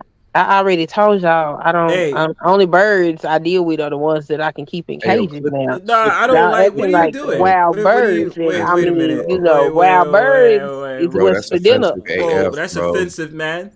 That's We the racist low birds key, out here. bro. Culture got into it. You see, culture got into it. You see that? I don't. That's offensive. Yeah, that's right. Great. Thank you. That asterisk that came, those asterisks that came from your stomach to your head, now it's giving you more wisdoms and smarts not to Look, mess she with the got a whole bunch birds. of asterisks in her whole Asterisks and avatar all and that. You everything, know what I'm bro. saying? Yeah. You know what I mean? First, she was trying to confuse us with those trigonometry bullshit problems and pi. And see, this Oh is my what I mean. goodness. She's doing it And again. then, She's doing it again. oh my See, goodness. Why is Again, she I was doing that? doing Why? my best to be nice, but you chose violence. So I if didn't choose violence is what you violence. want, violence is what bad we shall violence. have. Y'all not gonna No. be two wild See, birds on top of me like that. You know what I'm talking about? So whoa. let me You're tell the you one something. that's out here with a you're the one that's out here with a gun and showing a dead bird with the Violence. blood coming out Because y'all and was on a choosing beak. violence. I saw birds. I saw that. So That's we not not gonna commendable. But we that's not not gonna we but not what having a repeat of Alfred Hitchcock's tale, okay? yes we Because are. no, we not. No, we not. That's why I got my weapons at the ready. We got your friends there to let y'all know that what you walking into ain't necessarily what you want. Okay. We just giving a whoop, whoop, Is a is warning. your co-star in the remake Whoop, of The whoop. Birds going to be a snow bunny or a black woman, Bronzebird?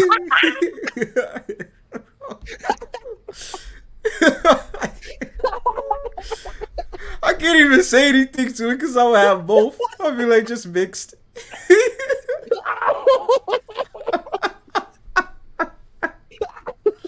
I can't say shit. Josh caught I'm not gonna lie, Josh caught me with that question, yo. I can't even lie, yo. I got caught up. I was like, damn, yo. I have a dream that one day when I remake The Birds, it's gonna be a black woman, a white woman, and a mixed woman coming together in unison Yes. to Yes. please Let me get my Bronzebird. curly fry light skin, bro. That's going to make them Yo. black. Yeah. What in the anime hell is we looking at here? Oh my god, yo. Oh my god. Yo, I can't, yo. Like, this is crazy, bro. It was all a dream. Ooh, I used to stare at women on the That just screen. scared the hell out of me. Wow. What the hell was that? Sexy mama. Oh. Mom. You know what I'm saying? That's My right. goodness. What? I'm No, getting what in the PTSD from that, sis. Mhm. Oh my goodness, sis. That's right. Jeez. Here we go. This is what That's y'all doing to me right. right There we now. go. That's Now she's right. perplexed by our spiraling. She's in the fifis now. Yes. Yes. The racism is real with her. You know what I'm saying? Instead of bleeding, like it's like I'm just getting red, yo. Business. You getting touched? You getting wrecked, son? You Get right, son. Yeah.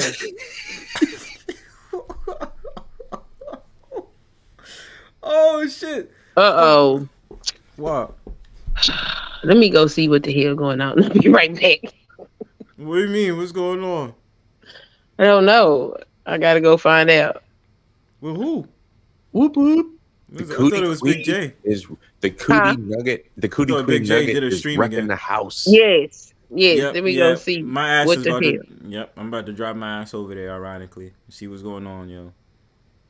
Probably watch from the clouds. I don't know, cause I might watch a movie. Yeah, yo, let's be out. Let's shut down. Let me just check out what Big J's talking about. Last words, y'all, cause we'll play my Last two words. songs Last words. and dig I got out. no last words. I'm Nah, I'll all probably the go way live here. after I see what BJ talking about. Let's All go. right. Let's All go right. do that. Yeah, Peace we're out. gonna do that. We're gonna do that. All right, yo. So, fuck it. Let's pack up, man. I'm gonna listen to my I'm gonna play my two All right, songs. twin. Yo, twin. It's been good, man. I'm glad to be stateside. Yo, thanks for coming through as usual, man. Appreciate you. I mean, Absolutely. thank you. As Yo. always.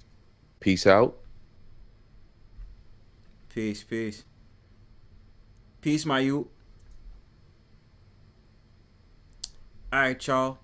So, we are gathered here today to talk about the dream. Okay?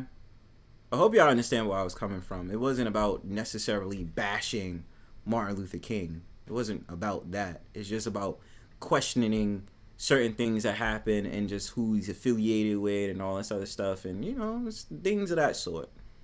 And much more other civil rights leaders, NAACP, civil rights movement, like I said, and especially today's matter with Black Lives Matter and all that other stuff. But that's here nor there. Yeah. So don't know when the next Brownstone powwow is. Could be this weekend. I don't know. Depends on how I'm feeling. Might want to drop some videos and whatnot. Make sure you view my last video, which was about Cat Williams. And we're going to keep on keeping on. Thank you for tuning into Brownstone Powwow. And just for a side note, don't get offended that all the wrenches are taken, mods and all this other stuff. Nobody has wrenches. It's a clean slate. That's all it is, yo. Just don't get upset. Don't get in your fifis. Everybody's not modded. Everyone is not modded. Everyone's gray. So just relax, y'all. Otherwise than that, thank you for tuning into the Brownstone Powwow. Everybody that was in my chat, everybody who was bird watching. Until next time, peace.